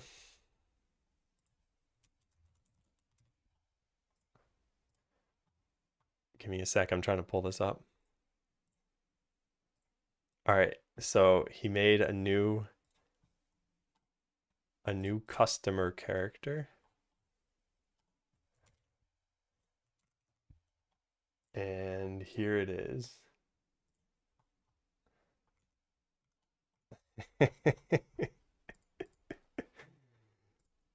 You recognize this person?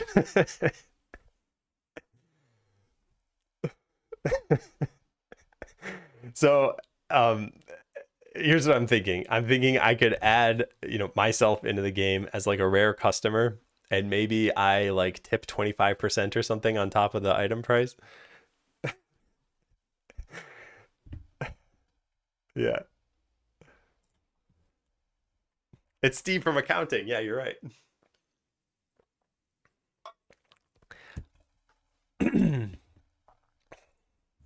Oh, by the way, one thing I wasn't looking at very closely here is, are the slash effects always going on the right enemy?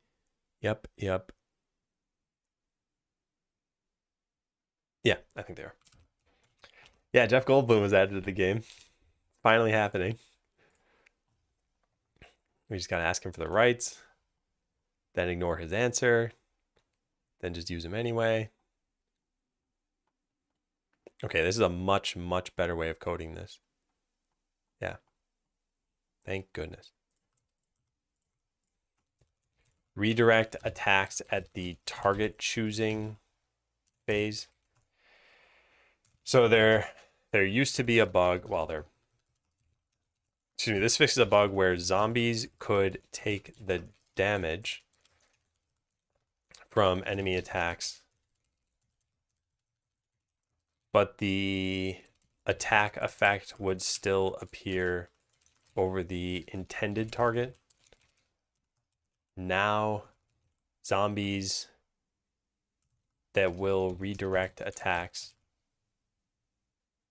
will be found as the intended target to begin with. Yeah. You plan to take and assign the unit positions on the screen. So for example, melee positions prioritize targets in front.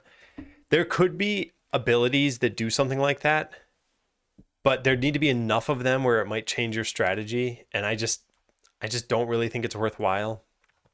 I know I'm going to probably sound like a broken record here, but because there are automated battles, I think people are going to get to a point where they're just winning battles and that's it. Then they're going to be like, okay, I'll just keep fighting there for a while.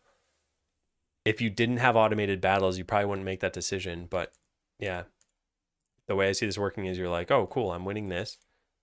And let's wait for this to finish.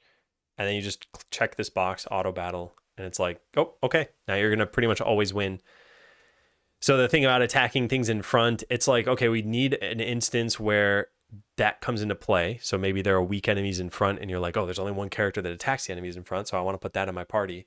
But even then it's like, how many levels of the game are you going to be doing that for? How many are there other strategies that work just as well? Is it a massive difference?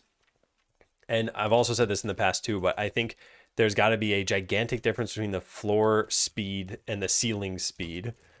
So if you can get something done in, let's say, 5 seconds, and well, let's say it the other way, yeah, and maybe you take 10 seconds to do something, it's like, okay, you could be essentially twice as good by trying to optimize. That might be an incentive for some people, but I think where it's really an incentive is when there's a difference of this much. Where it's like, okay, you can take 1/200th the amount of time. At that point, you're like, whoa, I'm really incentivized to make my strategies better. So this is not going to be a game with such a big difference between the floor and the ceiling. You can actually now very easily see the stats in a battle. So if I cancel auto battle here, at the bottom every time it's going to show the duration. So that's the witch doctor attacking. Maybe other characters take 15 seconds or 20 seconds or something, but I don't think there's ever going to be one that takes 400 seconds. But we'll still pay attention to player feedback and see what people are saying. I think there's enough of a strategy with the characters we have now, and like interesting parties you can form, that it keeps players engaged, but who knows? Yeah, next update you can try to optimize fights. Yeah, and I kind of want to make like a community competition to see who can get the highest DPS or who can get, I don't know, the fastest battles or something. I want my party to be mage, rogue, warrior as opposed to rogue, mage, warrior. More like strategy and party creation phase rather than in combat. Yeah, I see what you're saying. I think it adds a layer of complexity that won't really make a big impact on gameplay. And technically, actually, right now, when you form a party, you can affect the order. So if I put the witch doctor in first and then the mage and then the warrior, they'll be in this order in the party. But the order doesn't actually have any impact. So even though that order is maintained over here, it's just aesthetic.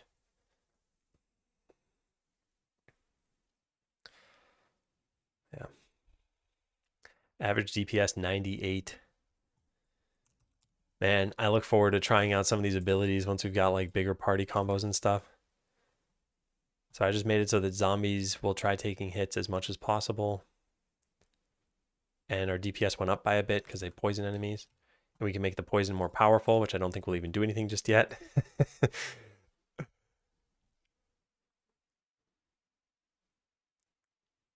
I'm really excited. I think this is great. I would be able to summon customer ad in a fight by my side.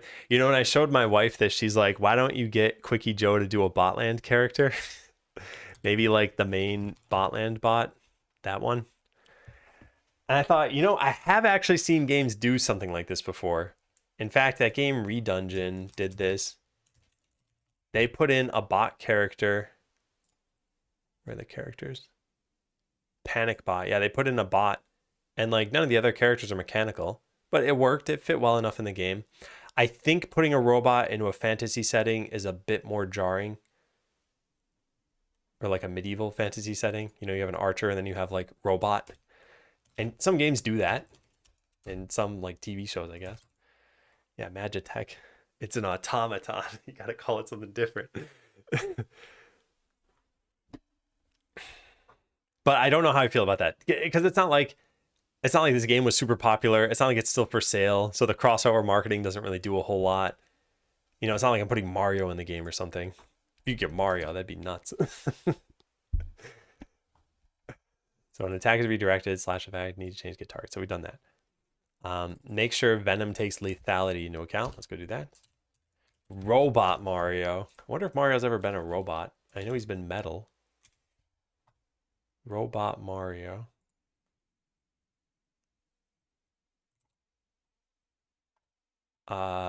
Maybe in Odyssey, apparently. I don't remember that. Yeah, I don't think he's been a robot before.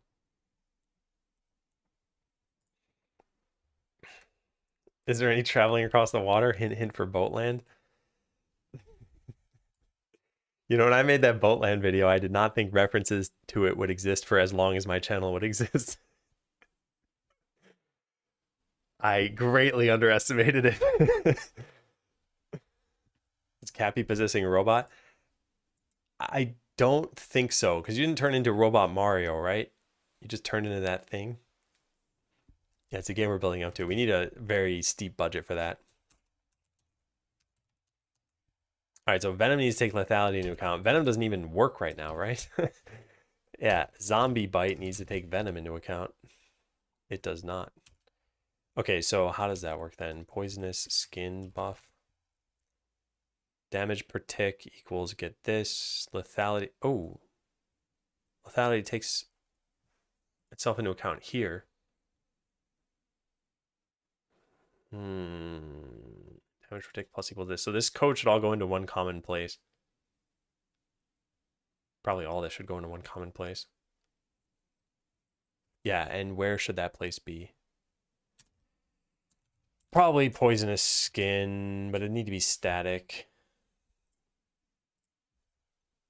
Or I'd have to get the ability so I could call it. No, I think we just make it static.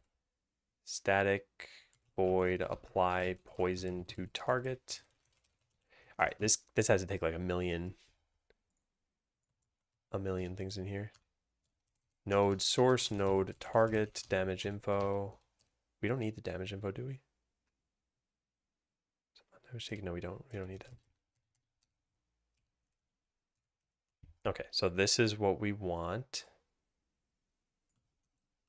And we say poisonous skin dot apply to the target. So this needs to be affected entity as a source and source is the target. Yeah. Why is that highlighted? Cannot convert from battle system to battle system 1. Oh, yeah, because of that. Okay, then we just delete all of this. And we should be good.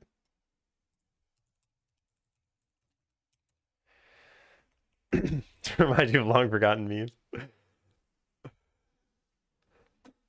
A deep budget for the game to set sail. I appreciate the double pun. We wouldn't want to capsize the project too early, you know?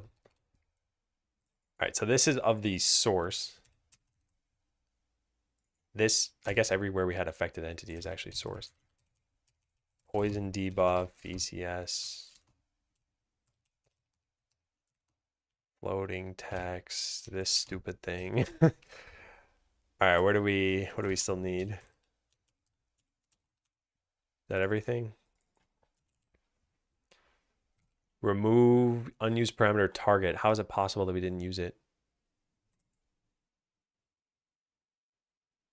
That's broken. How did I mess that up? Poison debuff, source affected entity. And what is the order here? Affected entity, source entity?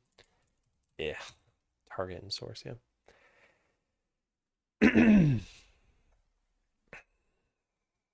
Okay. All right, I think this looks good. So now, wait, how do we ignore the battle system there? I see. Well, I want it there. So now we need to do the same thing from Zombie Bite. You have a chance to poison the target, and the chance is equal to what? It's not even poisonous skin, is it? It's command. Venom. What does it say? Infuse your zombies' bites with poison, giving them a chance to poison the target. Yeah. So where's that chance come from? Here? No. Per level. Venom percent. Chance per level that. So I want to get this stuff. Deal damage. Okay, so Venom level.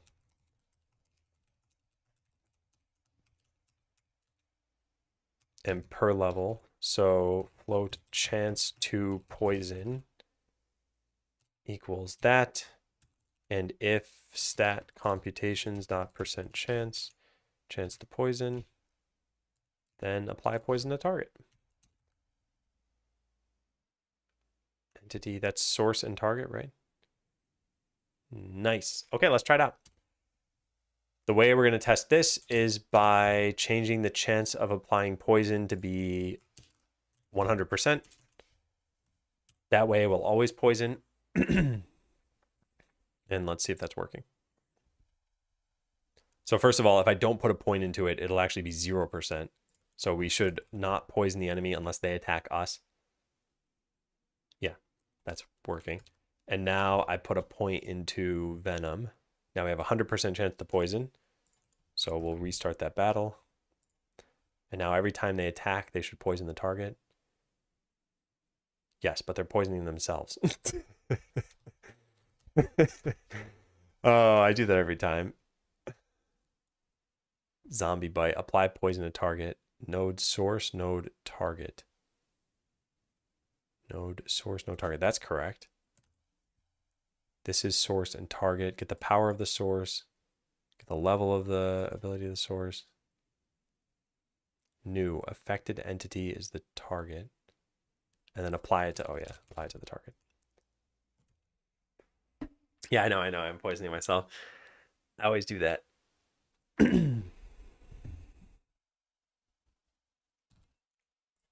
All right, we put Venom on there, create a battle. And now we see they did damage. They still poisoned themselves. What? What am I doing wrong? Oh, I'm putting this on the wrong. Oh, they're probably poisoning the target, but it's just showing the wrong thing.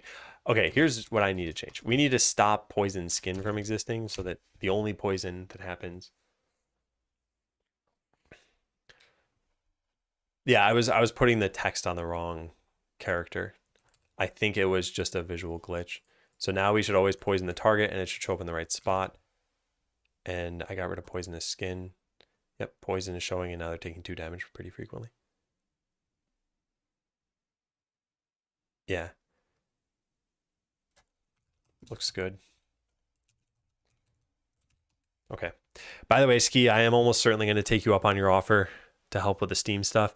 And I think I'm going to take up your suggestion to prioritize this earlier than I was planning on it. However, there's also, I kind of want to start a vlog on this game. And I was thinking of doing that maybe tomorrow. So I'm competing between Steam and the vlog stuff for tomorrow. And maybe I could do them both. I'm not sure. Yeah. Anyway, Venom takes lethality into account. Yeah, thank you very much, Ski.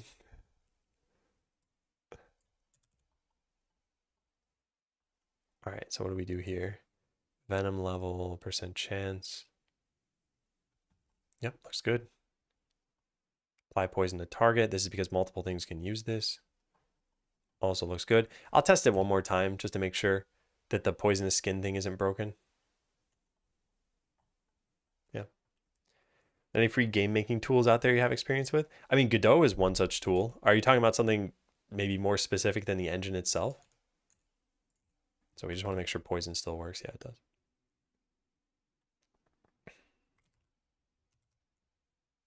Cool. Oh, I did not test lethality here. I'm not gonna do that though, because it's got to be working, right? Lethality should be converted to the, yeah, converted to the summon. Cool. So allow zombie bites to poison. Such bites also take lethality into account.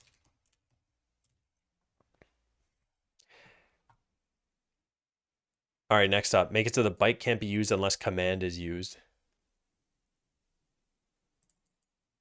So we need, how would this work? It would need to be the other way around. We need the summoner to reference the summons in this case. On command, fetch all summons and make them use bite. Then make bite have an infinite cooldown. That might not work. We need to make it so that it actually never gets updated. Make it so that bite can't ever be used normally. maybe its use function is just empty. Because what I'm concerned with is, what if there was a buff in the game that said something like force your ally to use all of its abilities? So this is like generally a great thing to do. You'd be like, oh cool, I use it on my archer and my archer shoots a bunch of arrows at the enemies. But then you use it on a zombie and the zombie immediately bites, even though it shouldn't. Actually, I guess in that case, it's not really such a big deal. If you somehow force them to attack, then fine, you get an extra attack, I guess. You can share links in chat if you want, Blades of Doom.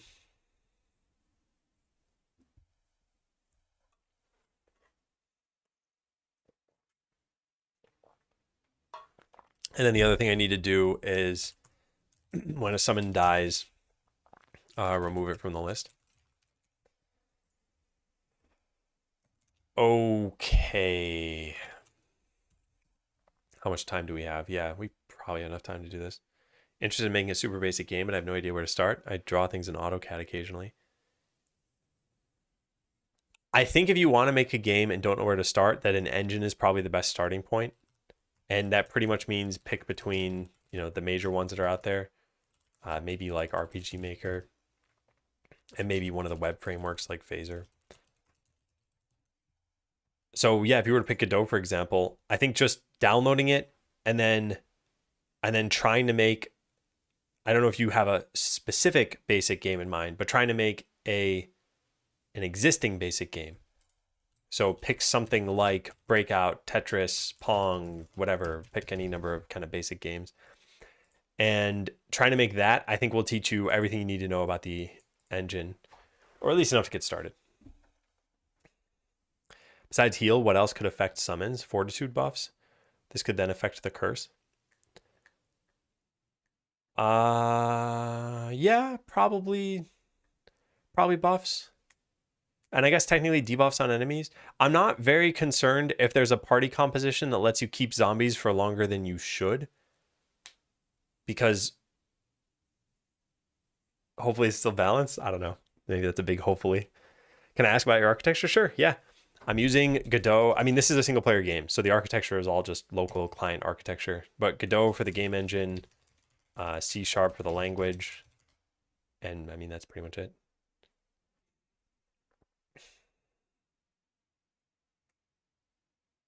Hey, Moonscript. Bleach his tips. Do people still do that? Or maybe just don't let allies target zombies, all problem solved. Yeah, but okay, here's an example of where I think it's kind of cool to have them target the zombies. Like when you think about it, summons in a lot of games, part of what makes them interesting is one, you tend to not care about them like you care about yourself. Like the summon dying is not a big deal. And two is that any buffs start to affect like a larger pool of people. So if you do have the cleric and they have this blessing of haste, right? Make the whole party faster. So if we put the cleric and the witch doctor into a battle together, then all your zombies should also get haste. Oh wow, they got healed, although they shouldn't be getting healed. Yeah, so they get haste as well. I think that's cool.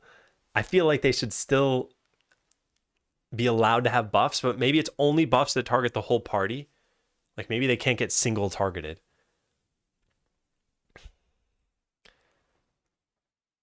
Project to bring accessibility features for people with disabilities to create games using their voice or text.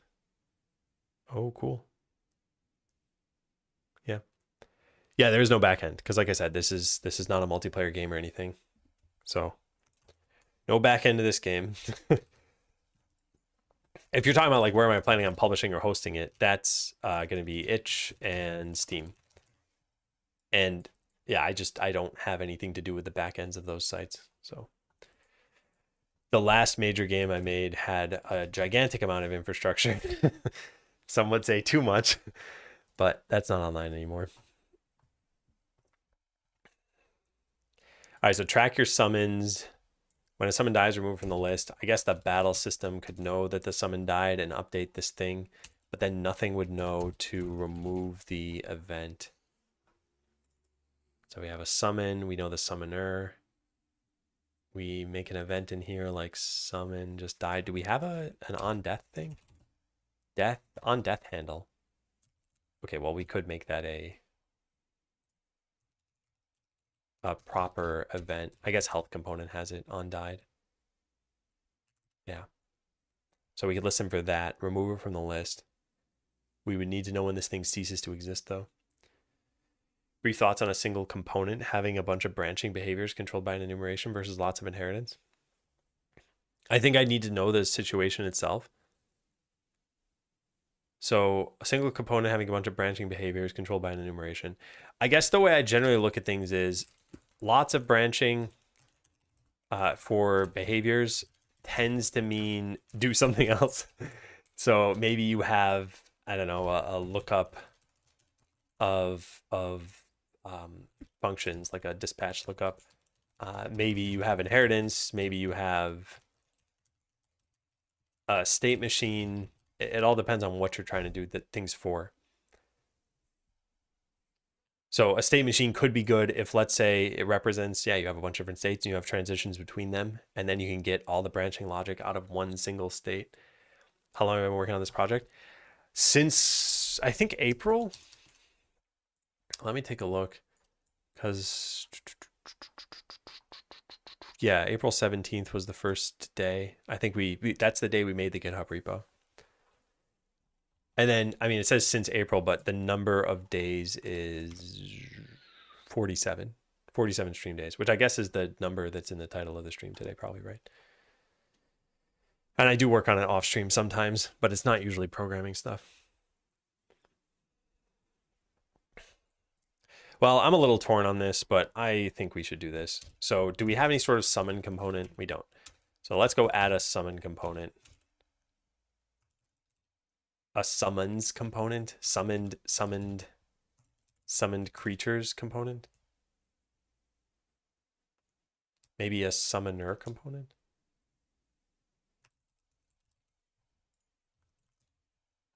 The reason I don't know why I do this. I spend a lot of time on names, so let's just save that. Sure, summoner component. All right, now name this summoner component. Go get that. All right, serializable. I don't know about that. I don't think it needs to be. And what we're going to track here is a public read-only list. Actually, it could be a hash set of battlers summons. All right, delete all this stuff for now.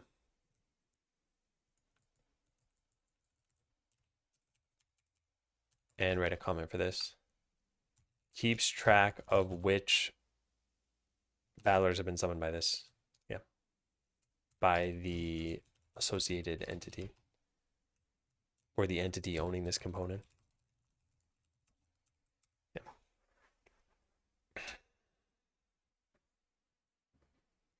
Can I get my zombies tier 3 thrusters and missiles? Oh my god, imagine that. Imagine. No. I don't think anyone would want to play that game. Technically, Idle Ascendance prototype counts. Yeah, I guess which would push it 3 months earlier, or sorry, 3 weeks earlier than what I said, April. The code's not available on GitHub for this, no. I don't know if it is for Idle Ascendance either. Did I make that public? Idle Ascendance prototype. Private. No, yeah, none of it's available on GitHub. Well, not publicly available on GitHub. It does happen to be on GitHub, so it is available to me and 2 other people. You have N components instead of N and new. Yeah. Do you work better on or off stream? I think it depends on what I'm doing. And there are lots of things where it almost doesn't matter how I work. Sometimes I would work the same level of efficiency or effectiveness, and then people suggest things when I'm streaming that change the course of action. So those opportunities are nice to be able to afford myself every once in a while. I don't think I'm going to probably change the stream schedule anytime soon, though. Probably stick to 3 days a week. Maybe throw in an extra stream here or there at some point. Go and run through a tutorial game for it before I jump into trying to revive an old Ben Game Maker project. Yeah, well, I hope it helps. I was going to say, I do have a tutorial on Godot, but it's version 3, and that's not the current version anymore. But if you want me to be teaching you, feel free to check this out.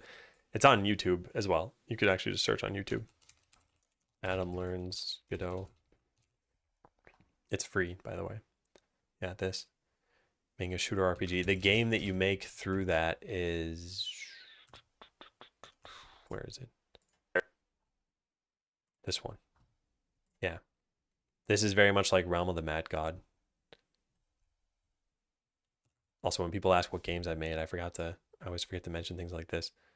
It's just a cool loading screen that goes on forever. Yeah, so, God, I cannot play with this keyboard. Yeah, it's this thing. There are going to be enemies at some point. There they are. Also, I think there are sound effects that I've turned off. But, yeah, you can make the same game.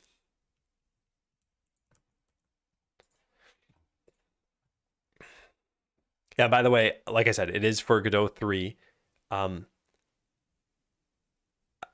don't necessarily advise following along with everything. Maybe just watching it once you know a little bit and just seeing like, oh, okay, cool, I can do that with Godot. That's not Skeleseller. You're right. All right, so we track your summons. It's complaining about this thing being a visible instance field. I guess we could say get there. Centaur survivors. Yeah, I thought of it more like Realm of the Mad God. I feel like the survivors type of games almost have you using the abilities automatically, although I know there are lots of them now, so maybe there are different ones like that. Okay, so in this case, if we don't have a component, if not summoner.has component, or whoops, that's not how that works, has component, summons component, summoner component,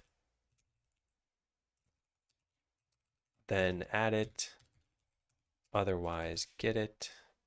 Why is this a problem? Oh. New summoner component. Okay, then get it. Summoner component sc sc.summons.add the summon. And then what we would need to do here is we would need to get the help component of the summon and say that when this thing dies, we remove it from the summons. Problem is we also at some point need to remove this listener, which I'm just not going to worry about yet. You know, normally I would spend a lot of time before the mentoring session refreshing my memory on what we talked about last session. But this session, we're planning on doing an interview, like a system design interview, a mock interview. So I might spend a little less time on that. With that said, I definitely need to take a break in the next 15 minutes. I don't know if we need to spend as long after the break on mentor prep. Okay, so this has an on died right here. This is good, but this assumes that summons die for good. If they can ever get revived, then this is going to be a problem.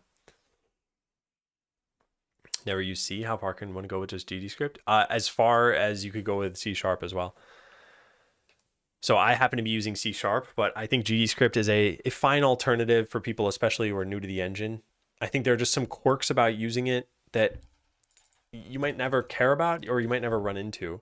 And I've got them written down here, my why not GDScript things. And a lot of this is pretty opinionated, so feel free to just ignore it. But yeah, I don't think you should let that be a barrier. I definitely think you should check it out. And I use GDScript for like a good chunk of time with Godot before ever even trying C#. And you can mix the two, by the way. So you could start using GDScript and then slowly start changing scripts over to be C#.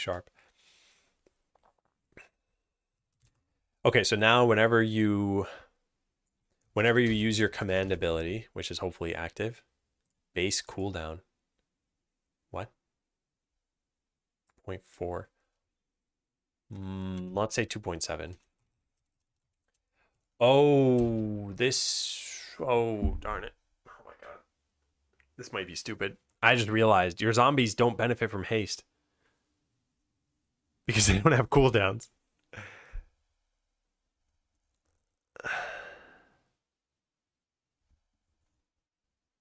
This might be stupid. Yeah, this might be stupid. Oh man, all right, I'm torn. This is a game design question right now, but the way I set up the Witch Doctor was you have summon zombie, and then poisonous skin is a passive ability for your zombies, not for you. And then command was an ability for you, but that made your zombies do something. But the more I think about this, the more I think maybe we just call this bite and just say this is only for your zombies, not for you. Or maybe it's attack, and when you attack, I don't know. I don't know what to do with that. Tired of staring at your screen for hours? Oh. Drat, why do I even read messages?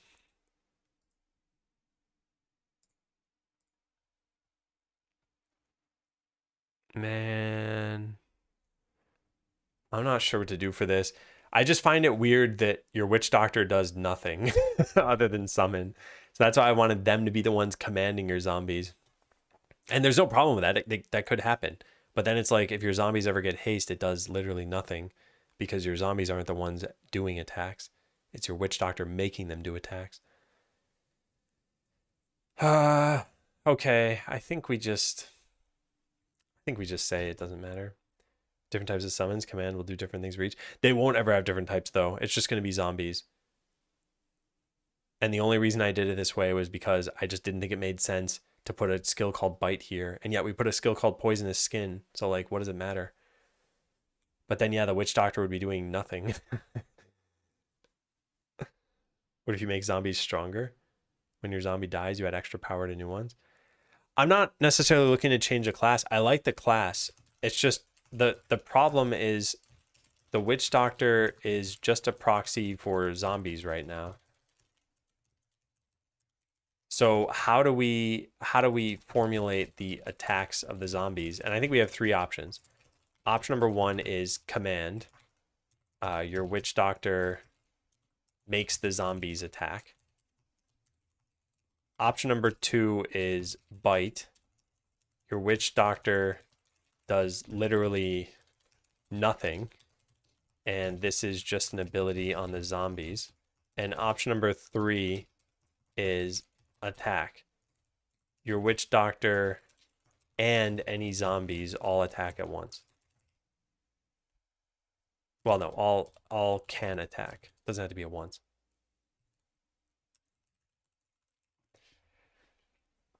Haste can't apply to summoner and minions. It could. It's just the way this is formulated right now is like this is the current case that we're in. We're in this case, which is your Witch Doctor is the thing making the zombies attack. So the Witch Doctor's haste is what matters because they're the ones giving the command.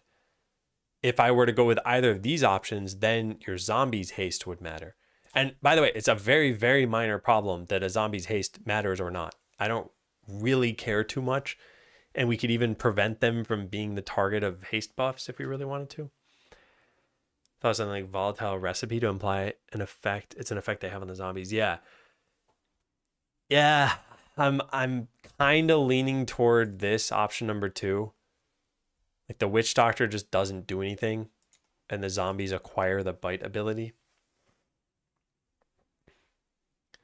Well, but okay, wait. So to be clear here, doesn't do anything but command. The command is doing something in my opinion. And I'm thinking of even gutting that and just having them be poisonous skin and bite. Excuse me. What if haste was actually a debuff for zombies? Make them expire faster or whatever? I don't like that from a gameplay perspective of now as a player, you're like, oh, I got this cleric in my party and it's giving haste to people, but actually it's hurting my zombies. I think that would be unexpected. Zombies have a basic attack that's affected its own haste and bite, which is affected by the Witch Doctor haste. Yeah, so zombies don't have a basic attack. They only have bite. So that's what's a little weird about this is I could just say, this could just be written out as bite. Zombies will bite whichever enemy has the most life. That's what could be written out here, and it's got a cooldown. And then these things can still just modify that. It'd just be a little strange that, I don't know. I think I'm going to change that. Let's at least, I don't have time to do this actually. I gotta stop working on this for now. So I think I'll just write where I left off. I was thinking of changing command to just be bite and having the tooltip say something like, what does it say for poisonous skin? Your zombies have poisonous skin. Your zombies will bite whichever enemy has the most life. Your zombies will bite whichever enemy has the most life. Then we would just need the witch doctor to not use this ability since they can't bite enemies. Hey, Frankie. Slowly does damage.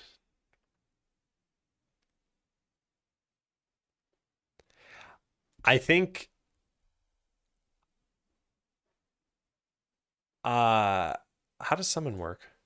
Summon has a cooldown. Yeah, I guess the witch doctor is always going to be affected by haste anyway. Okay, yeah, I think I like this way. This way, both the witch doctor and the zombies would be affected by haste. Yeah. You want haste to apply to both summoner minions. Yeah, but other classes will probably work differently if they have summons. So the one key thing about this game is that each class has 3 skills, and only 2 of the skills have things you can put points into. So if we look at the mage, it's a little bit clearer maybe. They have this, mental swiftness, 20% chance to immediately refresh your other abilities. So when you use fireball, you might reset your cooldown on lightning zaps, and they both have like moderately high cooldowns. And if we look at like the cleric, they have heal and they have a blessing for your party. So the 3 abilities thing, I think, allows you to understand one character in isolation. And then when you're forming a party, you can choose like, okay, I need a tank for this, I need a healer for this, and I need a damage dealer. Maybe I'll throw in another damage dealer. And you start the party, and like by understanding how they work in isolation, you can sort of get how they're going to synergize with each other. None of them have skill points, by the way, which is why they're doing very little. But yeah. All right, I've got to go prep for mentoring. So I'm going to take a break. You can all play Jump Royale. When I get back, we're going to prep for this. It shouldn't take too long, to be honest. Is it jump time? It's jump time. Again, you can join via Twitch chat. Just type join to play. The instructions are on the screen. We try to minimize them to as little as possible. I'll be back.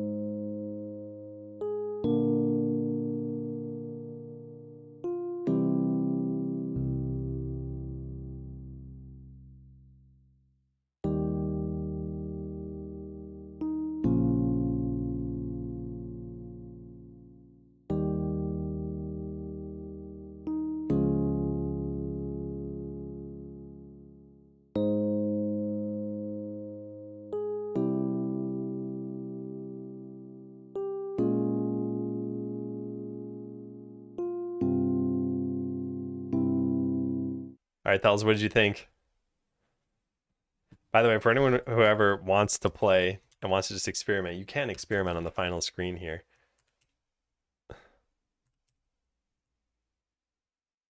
And for anyone who runs into the issue where you can't type the same message multiple times, just put a bunch of garbage at the end of your message and you can type it. Anyway, that's that. Close the game. Let's prep for mentoring.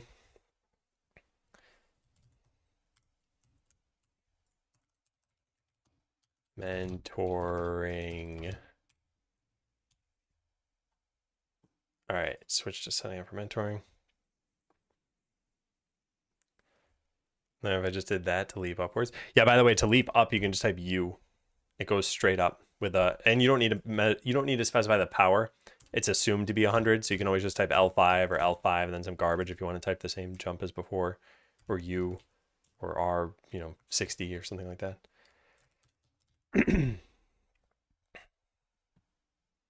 Start virtual camera. I wonder why I even need it doesn't even work. Whatever. Okay, it's gonna be a little broken then. I guess Kyle's gonna see my green screen. Switch to mentoring scene, studio mode, mentoring.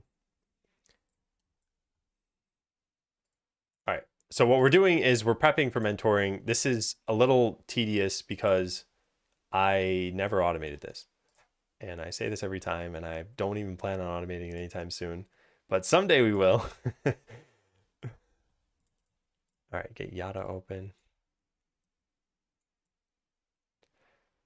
L1 jumped higher than you, like I could land on a platform I couldn't otherwise. That might be due to the rotation of characters. I'm not actually sure.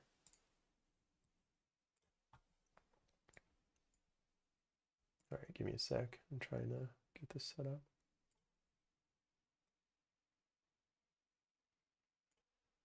There we go.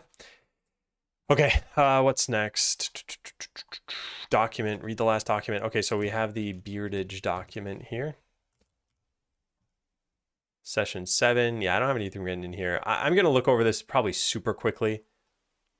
And then we just need to change the title. Actually, you know what? For this, I think I'll call this Mock System Design Interview with Beardage. Actually, I'll say with Kyle. Mentoring session number 7. Yeah. What's my current title? Okay. Let's put that there. Let's delete this. Let's delete all the game dev stuff. Delete, delete, delete, delete. Okay. All right. Change today command. Yeah, today is Monday. I thought it was Wednesday for a second. Mentoring Kyle is their 7th session together. All right, so we're just going to read this really quickly. We last spoke July 8th about this stuff. So it's been a couple of months. And the plan for today is to do a system design interview. Probably do maybe like 45 minutes for the interview, 15 minutes to talk about it. Something like that. Yeah. So I'm going to read through this super fast because I don't think we're going to talk about a lot of this right now.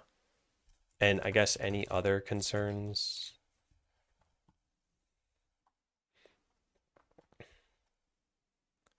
Okay, refactoring stuff, proper principles. Only to fix code when they're causing the tech debt. Okay, I just want to, actually, you know what? I put stars next to the stuff I thought was important. I don't see any stars, which means I must not have thought anything was super important. Okay, I think what we're going to do for session number 8 is reread the stuff in session number 6. So I'll just write myself a note for that. Session number 8, note to self reread session number 6, which will have been like 3 months ago by the time we have session number 8. Yeah. Let me go find my system design interview question because I wrote this down. Where is it? Oh God. Oh, there it is. Okay. So I have this written on my phone.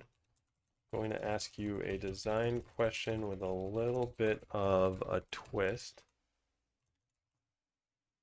Intro questions are going to be, what is your current team size / resources? And how familiar are you with blank?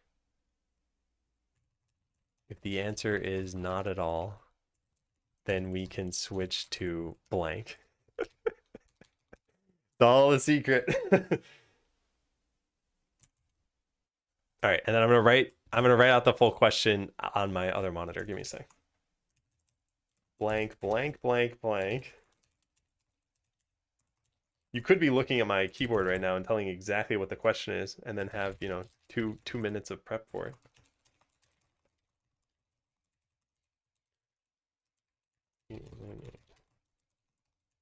Yeah. Okay, cool. All right. I think I'm all set. And I think we can probably kick this off somewhat soon. Let me switch over to this view. Bloop. Yeah, I'm gonna ping Kyle and ask if he's ready. Are you ready now by any chance? No rush. No rush because well, I guess I'm 3 minutes early. So I guess I'd be kind of surprised if he's not ready, but yeah, he's typing now. He's ready when you are. Okay, I'm gonna kick this off then. Let me call him up.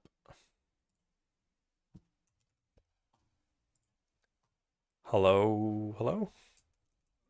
Hey, I can hear you, but I can't see you. Now I can see you and I can hear you. You can see my green screen, right? Yes. Okay. Don't tell anybody about that. Okay. Okay. There's nothing Hang on. there. I'm just repositioning you on the screen really fast. Adam lives in a void. Yeah. There is no room. Okay, there we go. So hi, this is going to be a bit of an unusual session. You know the drill. You said kind of ready enough. Yep. Okay, Yeah, cool. I've been reviewing some like concepts, but you know, as much as I can. Okay. Okay. Well, sounds good. And by the way, this is the nice thing is this is not a real interview, right? I'm not actually planning on hiring you or anything. So all of this is purely for your benefit. And I think it'll be fun to do. So I said there's a little bit of a twist to this. I want to start by asking you, what's your current team size and kind of resources? So like how many devs do you generally influence on a day-to-day basis? My web team is 6 or 7 depending. So we're bringing on a 7th. So Okay. Yeah. they're depending on how many clients we need to involve. Okay. And then the question that I have, which is important first, is how familiar are you with Twitter as a Uh, website? enough. Enough. Okay, I yeah. would say. I think that's good. If not, I was gonna say we could switch to Facebook. So here's +1, the volume is very low. Okay, hang on, let me up you a little bit. All right, can you tell me, do you use Twitter? This is just a question for audio testing, not for the interview.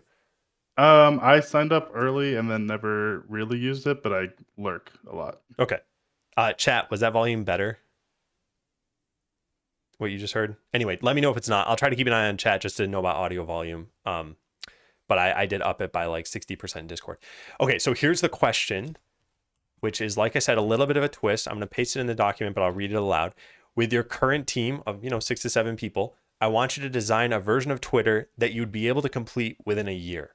So this isn't just the system design. I also want you to think of like what features are going to be most important. And before you start, I want to ask, is that twist of the time frame, is that even interesting to you, or do you just want to do the system design? Because this is your mock interview. No, I mean it's a thing that I have to think about a lot with working at a startup. So Okay. that is Yeah. always a factor. Okay, well, that's your task. So you can pursue this however you want. You can use whatever, I type in the document if you want to or anything. I'm going to write my own notes, of course, and I'm going to write them in the document. So maybe just try to scroll to wherever you are in the document so you don't see my stuff and I don't influence you that way. All right, I'm letting this in another program. Okay, so can I start by asking you some clarifying questions just to make sure that we're thinking of the same output, I guess? Yeah, sure. Um, Are we doing just the web client? Or are we doing web and mobile? So this is where I want you to have the time frame come into account, because let's say you took on 10 different clients. It's like, well, you probably couldn't do that in a year. So whatever you think is kind of most important here. Well, because we could start with React Native and then share components across web and native platforms. That would speed up the time, and also let the team do more because they're cross-platform. I guess I'll proceed in that direction because of the timeline factor. Yeah. It's Yeah, React Native has pluses and minuses, but doing stuff fast with multiple clients is definitely a plus. Okay, cool. So in terms of the backend of Twitter, we are replicating like, so I'm saying I'm supporting what, like three clients, iPhone, Android, and web. Um, and we also have to build the backend as well, right? I'm not just doing the front end parts So I have to in keep the kind of design. piercing the veil here a little bit. If Yeah. you think it would help you to design that sort of thing, then yes, you would. If you Okay. really just want to focus on this, so it's like, what's going to give you the most interview benefit? Ideally, I would just say yes, you'd be designing the back end too. So will that help you? Do you want to do that? Sure. I mean, Okay. it'll give me. I guess I'll work backwards from the front. Um, okay. So there's a lot of interactions. We'll definitely need a graph layer. Um, let's see. Maybe I should draw. I should have a paper out actually.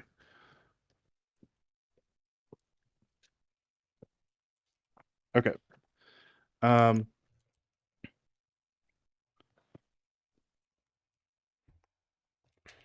okay. So, uh, three clients. With Twitter scale, we'll need load balancing. Because one server won't support the full load on any one client. Hmm. So we'll have three clients and those clients will uh, talk to the load balancer. The load balancer will interact with both the web server and graph clients because I want both of those load balanced. So Uh, I'm gonna interject here and there. sure. You mentioned the graph clients a couple of times now. What's the reasoning behind a decision? I'm guessing you're talking about a GraphQL kind of thing, or is it Mhm. something different? Yeah, I mean, we could use GraphQL. It's nice. GraphQL is nice for something like this because there's so many different uh, things that the client is going to ask for, that it's nice if you can give that ability to your front end team to kind of like design the data that they want back for each component. Hmm. Especially with React Native or React in general, having the component be able to kind of like design the data that is necessary for that. Is a nice thing for both maintainability and speed of development. Hmm. So that's what I would reach for. I know we can do like if we were in a situation where we could have the backend and the front end in the same repo, we'd have some more options like TRPC, um, so that we wouldn't have to maintain like a whole graph service. That'd be nice, but I think with the scale of I guess with my team, with the size of my team, that's what I would reach for. With this limitation, uh, we only have a small amount of developers. They're going to be doing the front and back end. I would do it all in a monorepo uh, for just speed of iteration. Um, I would probably reach for something like TRPC in that case because if it's the same engineers working on the back end and the front end, then you don't need to maintain a whole separate service. Um, you can just scale horizontally in terms of the uh, resources Hmm. necessary. You do have to start thinking about like nodes and sharding and stuff like that when you get to the when you have these clients distributed, globally, because Twitter has a very international audience. I think most of the traffic comes from the United States, but the support is expected to be global, I assume. Yeah. Would you maybe change some of these decisions based on having more time? Yeah, if I wanted to make like a robust client for years to come, I probably would separate the services and uh, design a backend that could be iterated on uh, separately, Hmm. more microservice architecture, than doing it all in a monorepo with everything so tightly coupled. I just made that decision for speed. Okay. Yeah. Okay, so let me see. You mentioned both Graph and gRPC. I'm not actually sure which one you sort of settled on there because we're talking about the client to backend communication, right? Mhm. Do you do you want both? Do you want to pick one? Because I heard pros and cons of both. If the backend, if so, my team all writes TypeScript primarily, so I would use tRPC, Hmm. because then we don't have to maintain a graph layer at all, Yeah. and the language server is just aware of what's in the backend, um, and it's kind of like,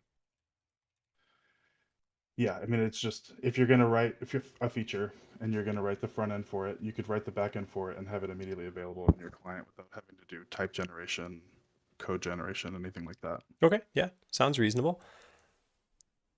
So I don't want to steer too much, so I'll Sure. leave it at that. Yeah, that sounds reasonable. Yeah. Okay. Um, okay, so let's see. So thinking about the application itself, and then we'll work backwards. We need we're gonna have a lot of users. Do you have any idea how many, like, what the scale of the number of users of Twitter is? So this is where I would say that I do, but I think you should sort of estimate and napkin math what you think the answer would be. Okay. Let me Google real quick.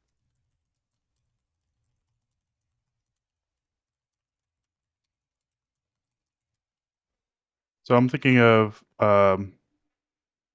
average daily users, just because I'm evaluating this from a load perspective. Hmm. Uh, the first thing that came up was 245 million daily active users. I think that's generous, but you know, we'll need to have a robust API for sure. Uh, in a year to support that many daily active users, I think that would be challenging with the arc with TRPC as the networking layer. You have to factor things like how much of Twitter is um, its API, how many, what percentage of those users are doing API calls at what frequency, that kind of stuff. Hmm. Um, if I take bots out of the equation and we're just thinking of all these people as people using the application, and then we can evaluate bots as a separate, because maybe we roll an API service um, separately for that, and that would prevent us from being blocked on the application layer while being able to do a deliverable later. So another way to access the backend, strictly for API.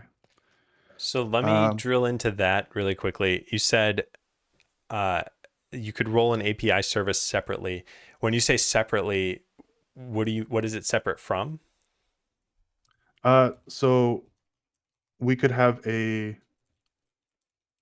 public graph QL instance, or we could have some kind of public API that accesses the same data, but uh, isn't isn't going to use the same communication method as our tRPC layer.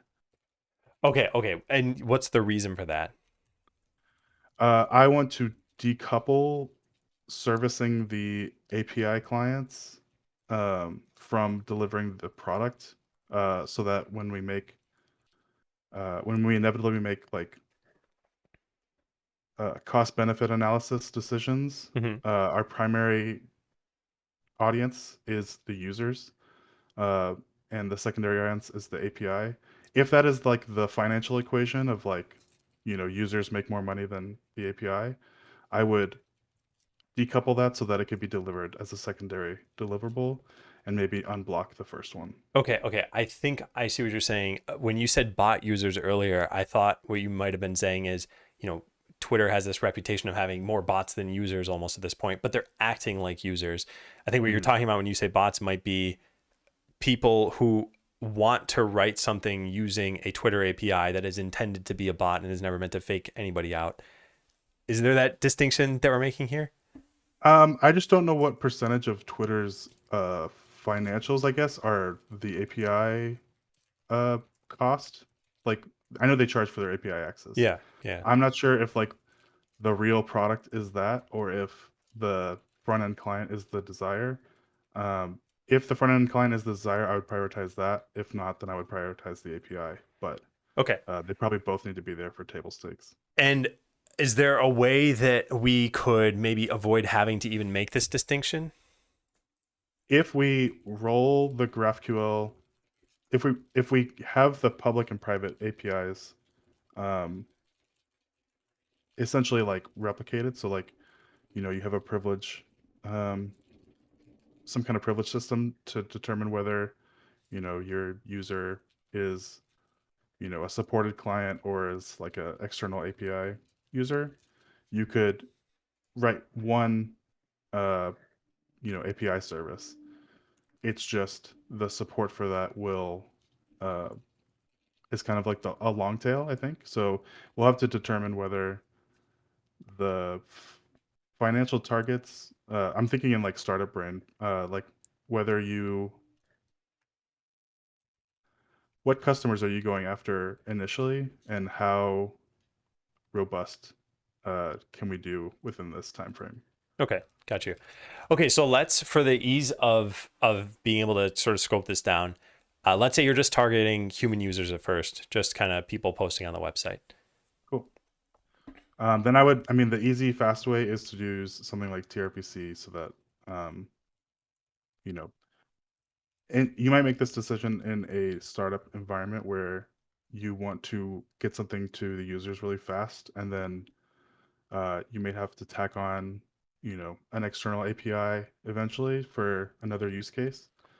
Um, and then you can migrate the initial client to that so that you have one service. That's like the startup route I would take Okay. if I had to. Yeah, I think it's reasonable to make sure that there's some cohort of your audience that's happy at first and that you're meeting needs and ideally taking in revenue and then proceed from there. Exactly. Yeah. Okay. Okay, cool. So we kind of have we have a load balancer. Like, are we starting from like we're migrating Twitter to this thing? No, so I guess let's like rewind 15 years. You're the first person to make Twitter. Okay. I guess like Twitter never existed or however long Okay. ago that was. Cool. I mean, then I wouldn't even use a load balancer. I would like load balancer would be something I add on when scale starts to be a thing. Um, there's some math you could do, um, but if you have no app and then you have 200 million users the next day, it's gonna crash if you don't have a load balancer, of course. Uh, but if I was starting a service like this, I would not roll a load balancer as part of my initial deliverable because that's unnecessary optimization. Okay. How long, let's say you found out you wouldn't scale to 200 million users right off the bat, but let's say you find out within a week of starting the service, okay, there are way more users than we thought. How long would it then take you to add a load balancer to get the infrastructure in place that you might need for scalability? And do you think there'd be an impact to customer happiness or revenue in that time? Um, yeah, so that is definitely possible. The Depending on where you host the backend parts of your service, adding a load balancer could be pretty quick, like on the order of half a day of work, or it could be extremely difficult if you have to kind of roll something custom. what I would reach for in this situation is probably something that has the potential to add a load balancer quickly initially. Like I would use, um, Google Cloud Services or AWS or something where you can kind of just like pretty simply pack on a load balancer when necessary. Okay. Yeah, and so if you think about that equation then of, customer happiness and impact to revenue, we're thinking this would minimize it because you'd be able to add a load balancer in quickly. Mhm. Are you factoring in things like testing time? Like how are you ensuring that your environment works? Do you have different environments? These are the kinds of things I'm also curious about. Yeah, so if the real you kind of there's a trade-off to make whether like in client development, there's a trade-off to make whether you want to do vendor lock-in and use Vercel in a situation like this. You get testing and staging environments automatically, uh, like in your GitHub PRs and stuff like that. Um, if you don't do that, you have to roll. Uh, you know, we're actually in the process of doing this uh, in my current company, uh, like a Kubernetes orchestration layer Hmm. uh, to like when a PR comes in, uh, spin up an environment, that kind of stuff. Though that development process is tricky. We don't on my current team, we don't have a DevOps person that's on another team within the org. So with my team schema, we would probably or my team composition, I think we would probably reach for something like Vercel. It's going to greatly increase the initial cost because you're paying AWS plus Vercel's feature set plus whatever marketing cost is kind of built into that And service. Vercel in particular here. So the way I look at it is you're in like the grocery store of technologies, and you're like, I Yeah. want to take Vercel into my cart and AWS. What are your reasons for reaching for those technologies? Um, so my team primarily works on Next.js applications, and so Vercel is kind of the logical choice. I've used other services like Netlify, um, that kind of provide the orchestration on top of AWS so that you don't have to have a person in charge of doing that. Hmm.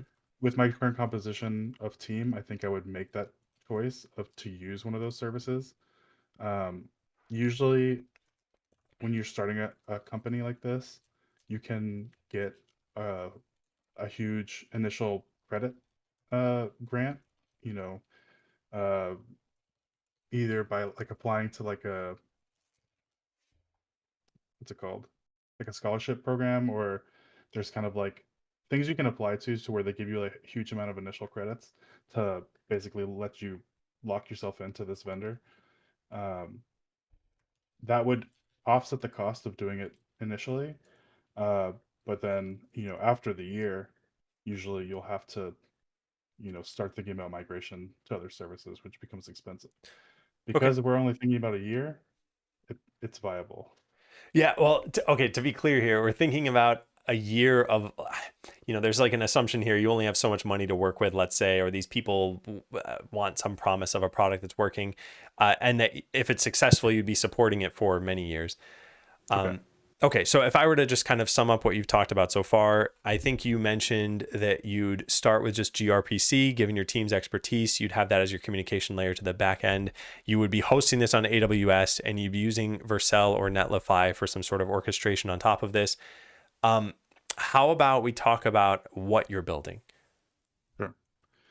Yeah. So we will need to break down like the core offering of Twitter. So we have kind of like I guess you could kind of think of like the database schema almost like you have posts or tweets. Hmm. Uh, you have um, users. Users have profiles.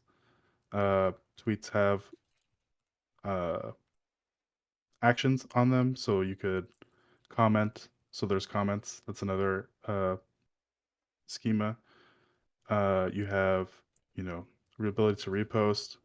You have um, s- like uh, like likes, favorites, that kind of stuff. So you need to keep track of favorites by user. I don't remember. Do they have bookmarks? Can you bookmark like a private favorite essentially? I don't know, but whether or not they have it, you could choose to do that. And I would say you'd Okay. probably apply whatever prioritization you think is important there. Yeah. So essentially, like making the UI of Twitter is like a very small part of the overhead in terms of building it. Hmm. Uh, you know, if you search on Google, you can find people making the Twitter interface in like a few hours with, Yeah. current tooling and stuff like that. So um, that's not really the complicated part. I would get into like what views are we going to ship initially, like as we go. Are we going to ship as we go? Like, are we going to uh, develop in secret and then release at a year mark? So, what do you think would help provide the most value for you as the development team? Like, if you just want a successful product, which do you think is the better strategy in this case? Um, Probably like a period of time where we're not shipping to get some minimum viable product uh built, and Hmm. then put that in front of users to get feedback on what we should be building like subsequently. Yeah. Okay. I think that's reasonable. About how long do you think it would take you to get to an MVP? And maybe we're too early on to ask this question, but about how long do you think it would take you to get there? And then at what cadence would you start shipping updates? Um yeah, so I think if I had to just like give my best estimate for having, the ability to have a profile with authentication, uh, be able to post, be able to have users interact with each other. I feel like that is the core functionality of Twitter, and then there's like a bunch of other stuff tacked on. Um, I Within the order of like 4 months, I would say we have like something functional. Um, Maybe less than that, if depending on how like robust we want to give them initially. Okay. There's kind of like a trade-off you have to make usually when you're building a startup where it might not be the idea that sells something. It might have to be like the way you the way that you interact with some new tool or some new app that become like is the pleasurable part of using it. So like if there's not some delight, there's like something in you have to get to the minimum delightful. I think somebody had said this before. It might have been one of my bosses, but like you're trying to get to the minimum delightful product to try to hook Yeah. people Yeah. rather than just the minimum feature set. Yeah, I know what you mean. Okay, so time frame. Um, Given what you said about, I like that you scope down which methods you're actually going to be building out here. So it sounds like basic, like tweets and everything. I want to talk a little bit more now about the storage of everything. And you've mentioned some schemas here. I want to also remind you of some features that Twitter has, which I think are like core Twitter features that you didn't cover necessarily, like tags. So you put a hashtag, and now there's a way of searching by hashtag. There's a way of maybe surfacing, like here are the trending hashtags. But the tags themselves, I think, were pretty core to Twitter. And there's one other thing, maybe like tagging users.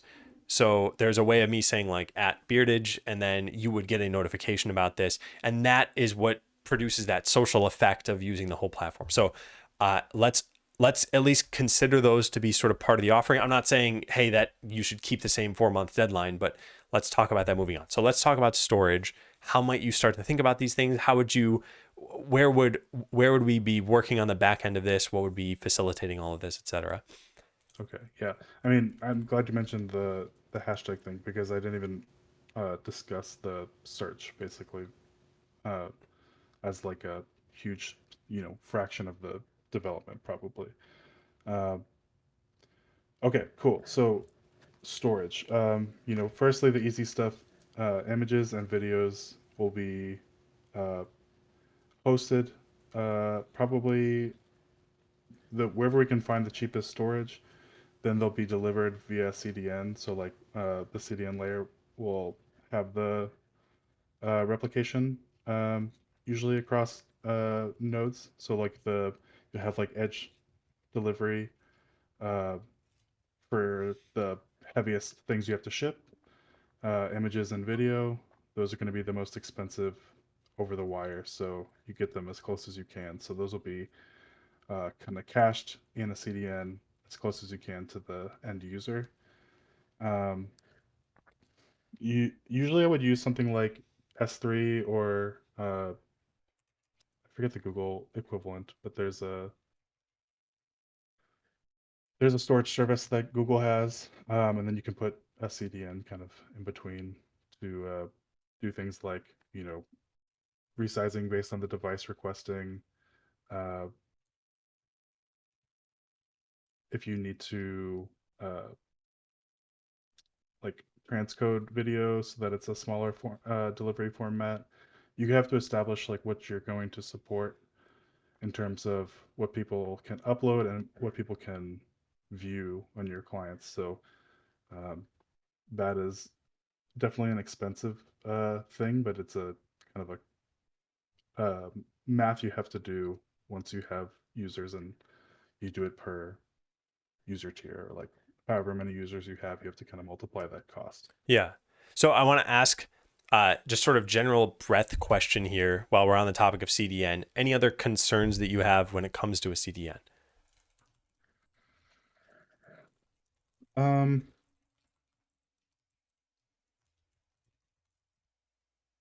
the CDN probably will eventually have a load balancer equivalent, but usually what I would consider with the CDN is security. Like, how are we going to authenticate the request? Is somebody does somebody have the privileges to request this image, and should we send it? That kind of stuff. Hmm. Okay. And I want to touch on the rest of the storage solution. So you mentioned the CDN for user provided content. I guess Twitter is pretty much entirely user provided content. But what are we using a database for? How are we storing things? Yeah. So there's some trade-offs you can make with SQL versus NoSQL databases. If I would probably on this time scale, uh, I would choose a database that aligns with the vendor I'm using for everything else. Hmm. So if I was going with Google, I would use Firebase. The problem, the cost associated with Firebase is reads, or like that's like the scaling factor. Uh, Twitter is uniquely read heavy, I think. Depending on how you orchestrate, like how you design your graph, it could be very expensive to do many micro, because you might have a view. Like if you load up Twitter and you see the feed, um, that view may have like 100 different interactions on it, Yeah. um, and if all of those trigger a read, a write, and a read, uh, one user could really bog down that uh, that process. So I think you would want a caching layer. Um, you could use something like Redis, or even like a search service to prevent you from having to duplicate reads. So a search service like TypeSense, or something like Algolia or something. Not strictly like search in general, but like a a cheaper API to use than having to query Firebase directly, or query any database in general. uh, that tends to bring costs down quite a bit, and also like the load on the database itself. If you're going to have a super distributed client base and they're all requesting the database at the same time, you want to prevent locks and stuff like that. So you could have a service like TypeSense that uh, kind of batches updates and is able to deliver requests without having to touch the database at all. Okay. Um, let's back up a little bit. You mentioned SQL versus NoSQL. What are you leaning toward? What's your thought process for what you're leaning toward?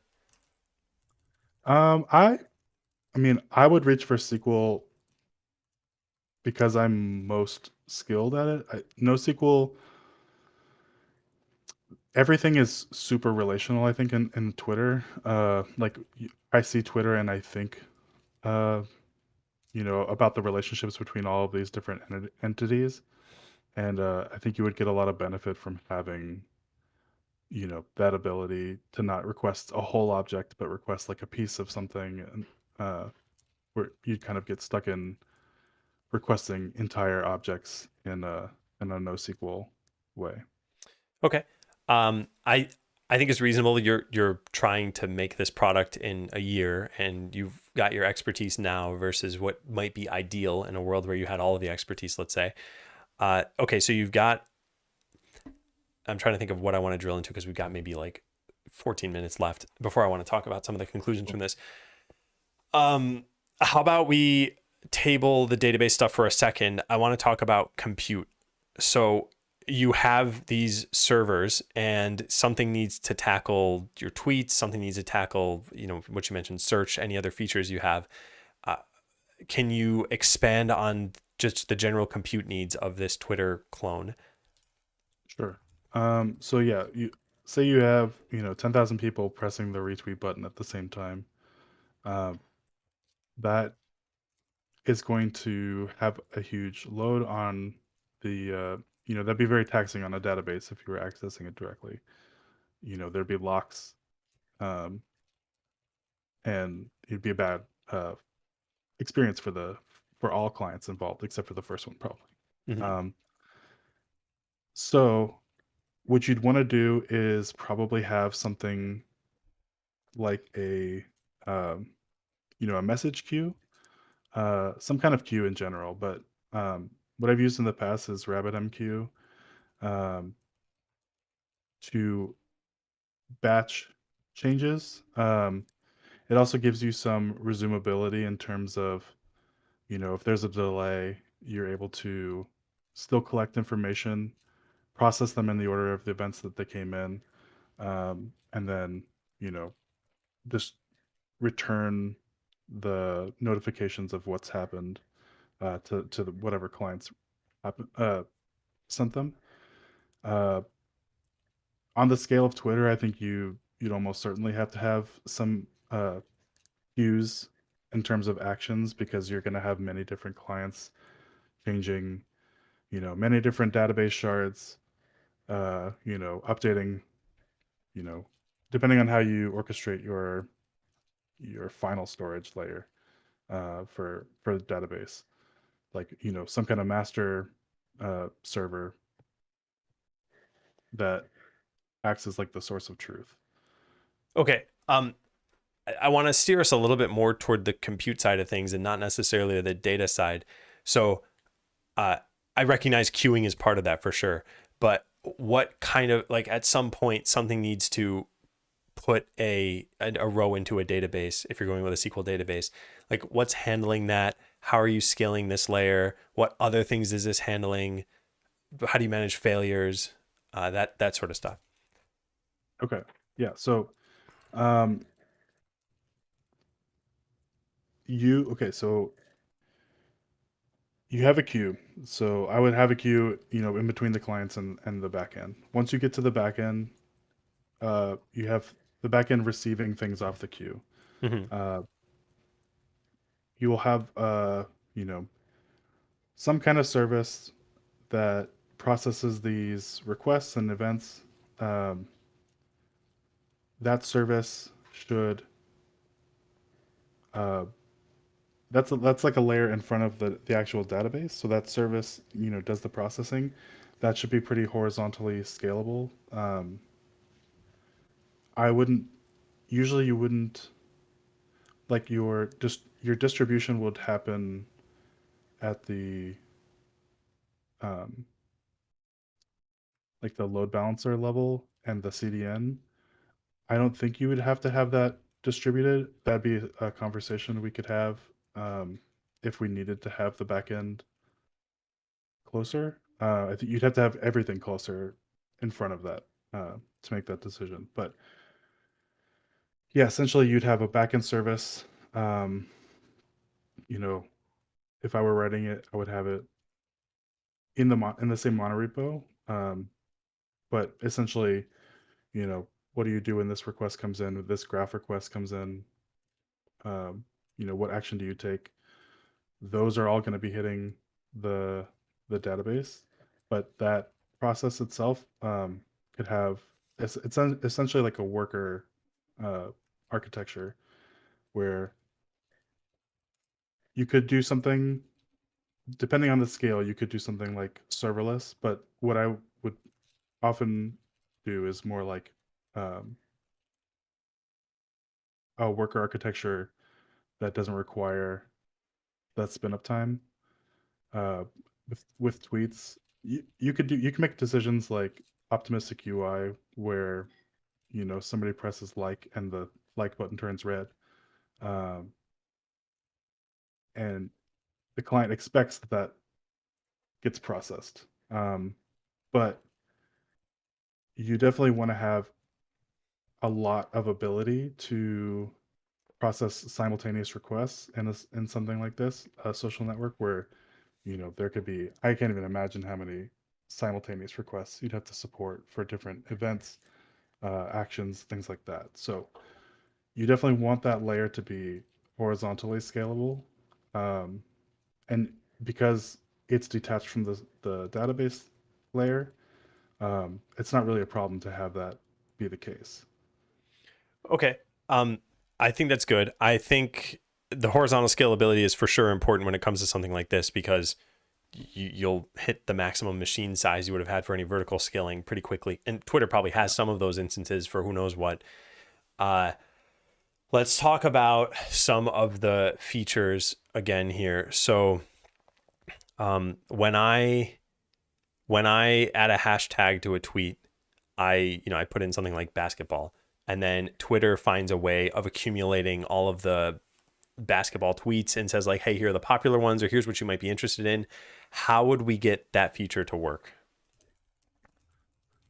Yeah, so you're going to need a some kind of search service. You're going to need probably like the way that I would do it is a microservice for like recommendations based on some query. Can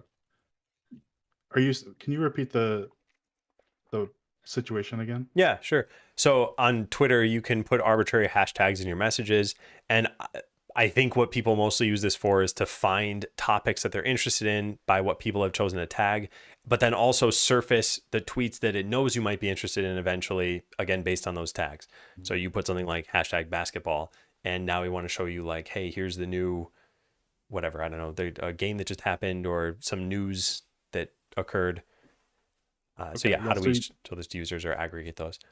you kind of you'd want something like a recommendation engine to be keeping track of the hashtags the user uses, user searches for, things like that. Those would all get aggregated into like some kind of profile um, based on it, so that you can one recommend content to the user. Like, so when you're building a feed, if you're not just going to surface the feed of the friends, like if we're building, modern Twitter instead of Twitter 1.0, where it's your feed is just the people you follow, um, you would definitely want to keep track of the hashtags and types of users that people interact with Mm-hmm.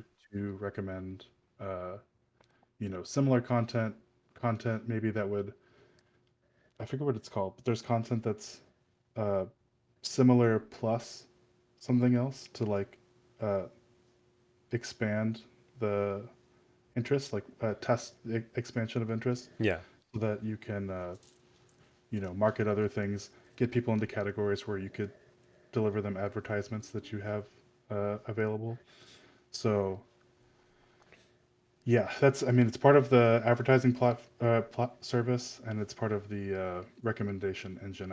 I think you can kind of build those concurrently because they're it's basically gonna the advertising service is gonna be using the recommendation engine Okay. to Um, I want to see if there's anything quick I want to touch on.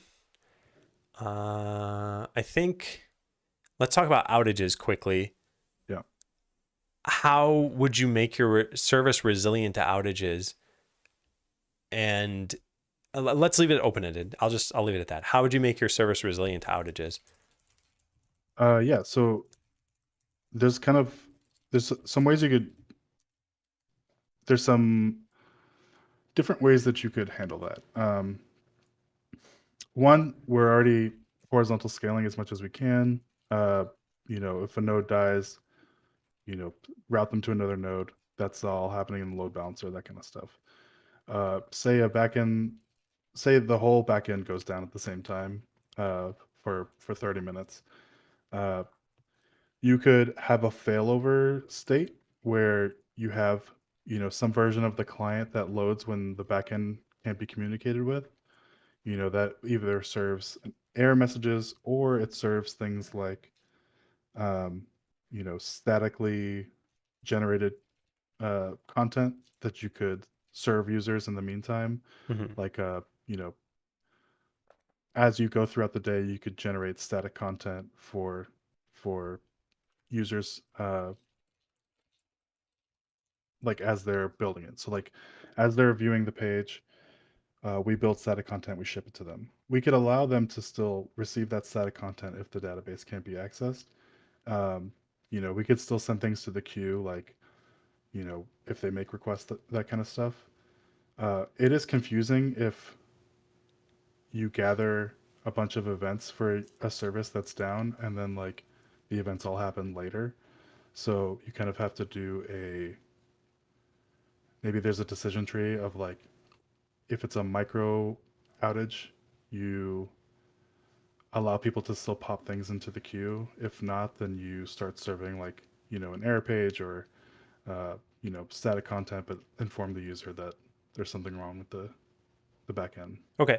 Um, Given that you said entire backend outage, this service that's accumulating static content is also part of the backend, though, right?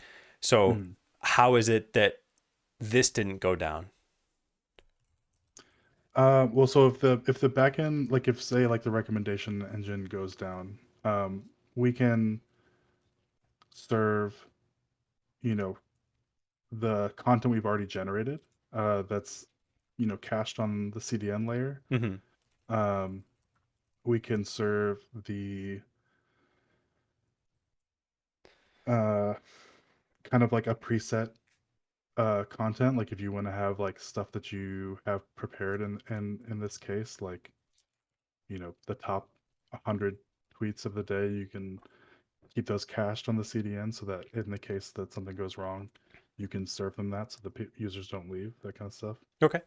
I want to kind of stop there only because we're at the time for the sort of interview part. So first, Sure. I want to say, this is a gigantic question, right? Yeah, Like, there's a how do lot. you make Twitter was not something that someone answered in 10 minutes originally. They just, you have an elevator pitch. So I think it's good that you touched on a lot of different things, and hearing your thought process throughout this is good it like reveals what your focus is at your current job and what your experience is. So I want to go through some of the things that I wrote down as we talk about this. One of the things, if I'm on the topic of what it sort of reveals, a lot of times you jump into the cost analysis right off the bat. And if I'm making a new product, that might be something I'm concerned with, but I think getting users and getting like a revenue stream and possibly getting funding might be more important to me than have I optimized my server costs for some particular service. The other reason for that being that you've got, 7 people in a year And how are you splitting their focuses if you're like, hey, let's cut down on the cost of this? Is it pushing the deadline at all? So I'm going to go back to the beginning. I wrote some notes here. You don't need to scroll through this. I'll do this. So let's see. For one, I think we were focused a lot on how you would build this without talking about what we would build first. So Twitter is probably much more massive than you or I even realize right now, even in terms of features, because you and I don't use it a whole lot.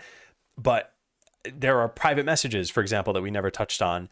There's the account sign up flow, and who knows, maybe you use other identity providers when you're signing up. Google, sign up with Apple, sign up.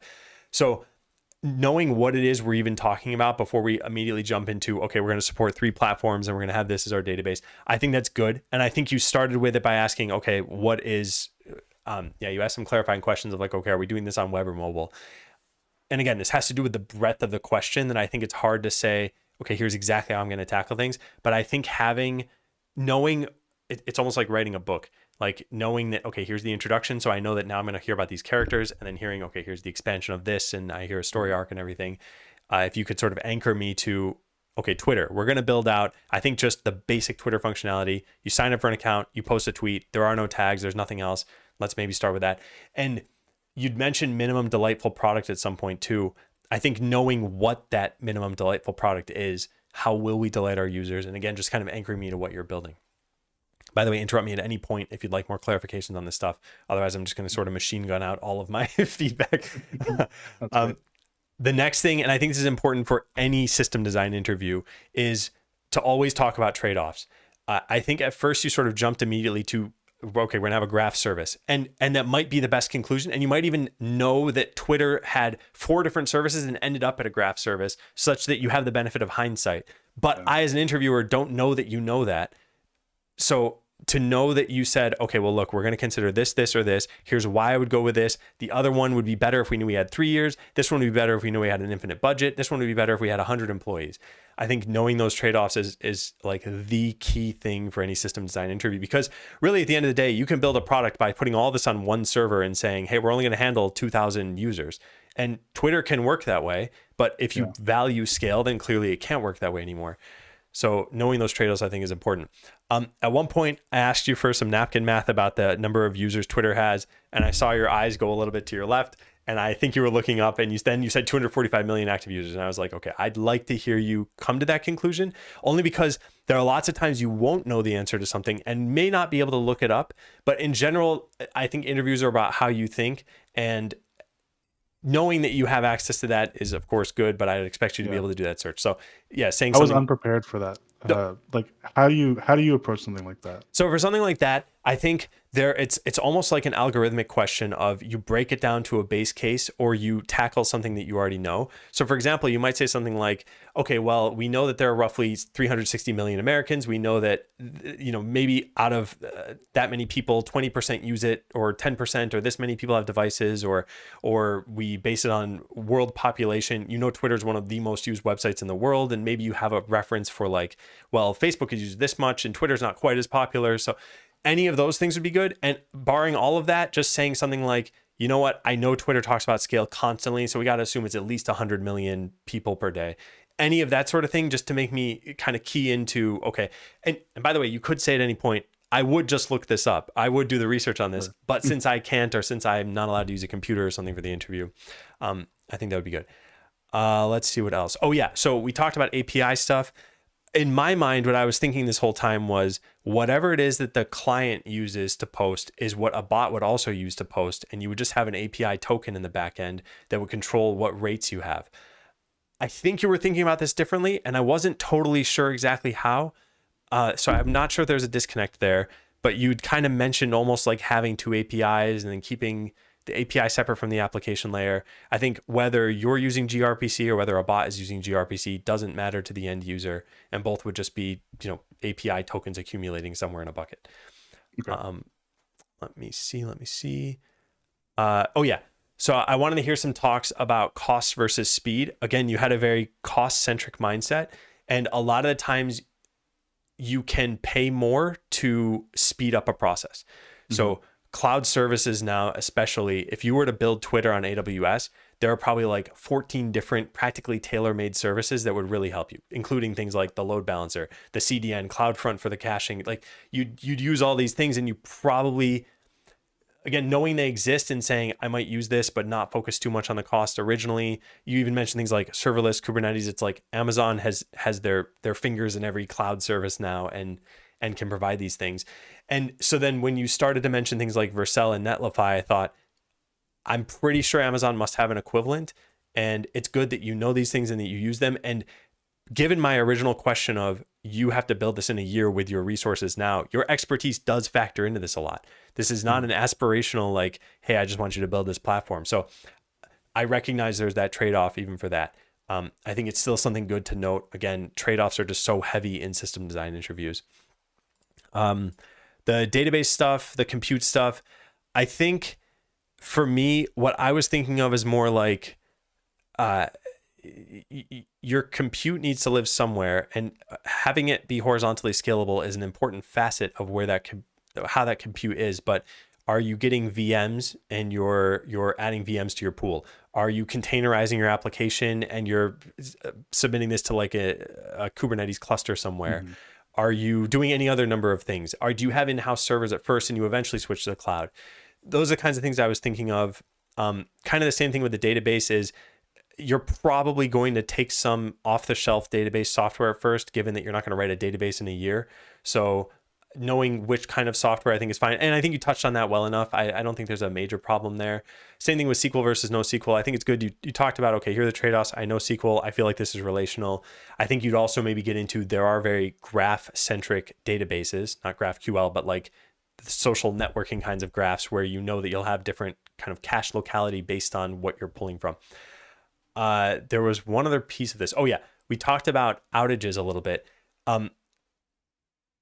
Something I was sort of trying to steer toward is your backend is hosted somewhere, and the way clouds typically break this up is what they call availability zones. So there's US West, US East, Asia, something, whatever else. When one of those goes offline, you lose everything in that bucket, but you have an SLA with your cloud service that typically prevents those things from going offline very frequently, or else they pay you back. So services that really need to scale, make sure that anything important is separated across these availability zones so that when one goes offline, everything gets redirected to the other. If you have a static generation thing, I think that was an interesting way of saying, okay, our database might be down. Maybe our caching layer is up. Let's try pulling from the caching layer. But it made me think a couple things. One, complexity in terms of, okay, now we need to build out a service that could potentially be resilient to this instead of offloading it to our cloud, which, by the way, even splitting across availability zones adds complexity. But it also made me think, okay, are you aware of these sorts of zones? Are you aware of the outages? And have you heard of, excuse me, chaos engineering? Mm-hmm. Yeah.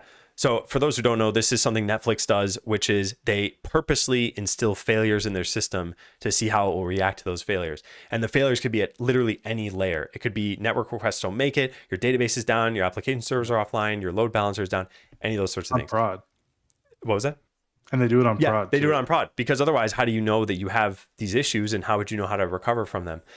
Is there anything else? I don't think there's anything I had off the top of my head, although I was trying to keep notes of what you were saying. Do you have any questions based on the massive amount of things I just said for the last like 7 minutes? There was one that stuck out that should I be treating the interviewer as like the oracle of the situation? Like not like the company oracle, but like somebody that knows all the truths about the reality of this. Like, is it okay to ask them like, these like complex business cases of like where in the business is this idea, that kind of stuff? Like, I think it's fair to ask anything that is a clarifying question about the interview itself. So for example, if you were to say, look, I would prioritize this based on I don't know, our investors, let's say, then you could ask the interviewer, do we have investors? Are we going to get investors? Like, that's fine. But if you were to say like, what should I prioritize this? Given that we have, let's say, 1 million users, like, is scalability important? It's like, well, you should probably know then that scalability is important. So right. I think there are clarifying questions you can ask. And I think it's always fair to ask an interviewer, and they might say, I want you to come up with that. That's the worst case scenario. But that lets you know that you're on the right track as well. So yeah, I think it's good to ask pretty much as many questions and just kind of keep in mind when it's sort of your responsibility to answer the question.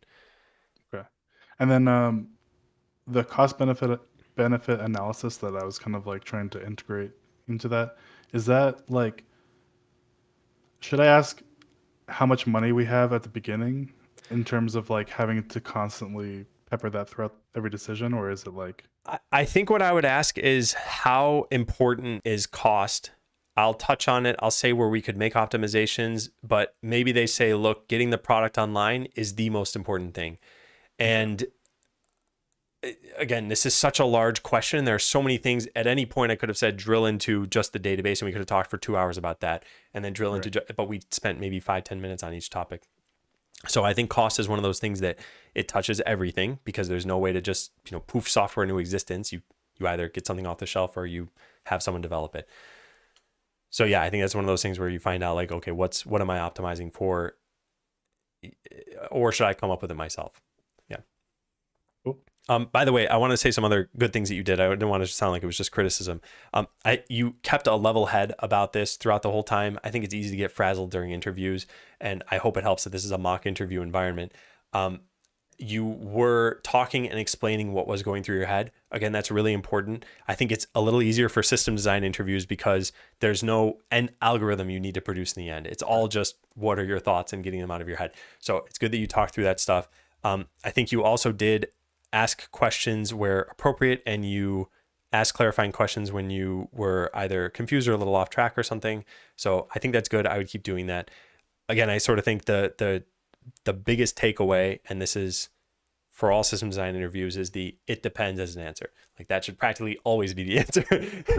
and then saying why it depends and what it depends on, I think is good. Any other thoughts or questions? Um, oh man, I just had something that I think it just escaped.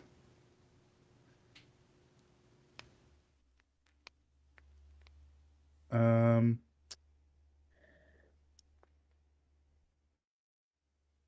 okay, yeah, I think that's it. I'll if I think of something, I'll put it in the chat later. But Yeah, sure.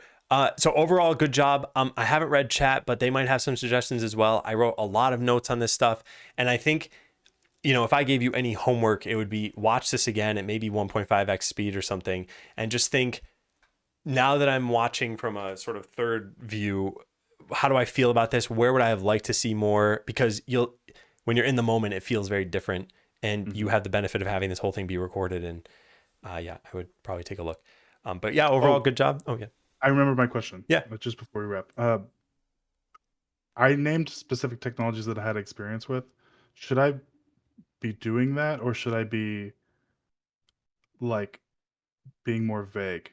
Like, is it a sign that you are trying to pigeonhole this product into something you're comfortable with, or is it like So uh, there are experience? two aspects to this. One is I asked you a question that I don't think anyone will ever ask you, which is your team in 1 year. I want you to do this. At which I point like that, by the way. I you think like, that's like okay. a good way. That's a good angle on it. But it does make you pigeonhole yourself into the things you're comfortable with. So when listing things you're familiar with, the reason I think it's good, there are two parts. One, know what category this thing fits into. So saying, hey, I use ELB on AWS. That's great, but say that's a load balancer. Like it's good to know so that I'm aware, Mm, okay, he's familiar with worker queues or load balancers or whatever. And then the second thing is by knowing this specific thing or even the category of thing, that lets me know, are you thinking along the right terms? So if I said, hey, how would you solve a cost problem? And you're like, well, I would use, Firebase for that. And I'm like, what does that have to do with this? So that's where it would let me know. So I think it's fine to say those things. I think in general, I would use the terms like we need a load balancer. In the past, I've used, yeah. Amazon's. It seemed pretty Okay. easy. So I would assume that other load balancers have the same capability.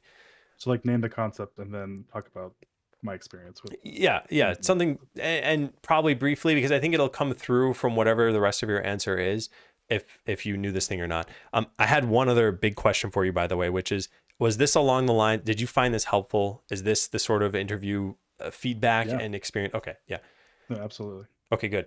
And my other piece of advice, I think, if you were planning on doing this for another company, I think doing other mock interviews and getting feedback from everybody is important. One of the things that sort of just sucks about interviewing is you could be the best at everything and get a team of interviewers who had a bad day and didn't really know this and was new at interviewing and whatever else, and then docks you points for things that you don't really need to be docked for. And as a result, getting feedback from as many people as possible to know what it is they prioritize is a good thing. I will share that in the past, I've done many interviews, but I did not do many system design interviews for other people because I preferred having like an algorithmic. I can judge you based on the time complexity and the, amount of space you use for those things. So, Yeah. but that's it. So thank you. This is a very different session from normal. Session 8. If you want to do another one of these things, definitely let me know. Otherwise, we can continue as normal. Totally doesn't matter to me, and you don't have to let me know now. So yeah, awesome. Thank you very much. Thanks for preparing and working through it with me. It was very helpful. Yeah, cool. Well, I had fun. Take care, Kyle. I'll see you later. See ya. Bye. Okie dokie. You guys know the drill. Claps all around. Good job, Kyle. I just froze while I was trying to think of the word clap.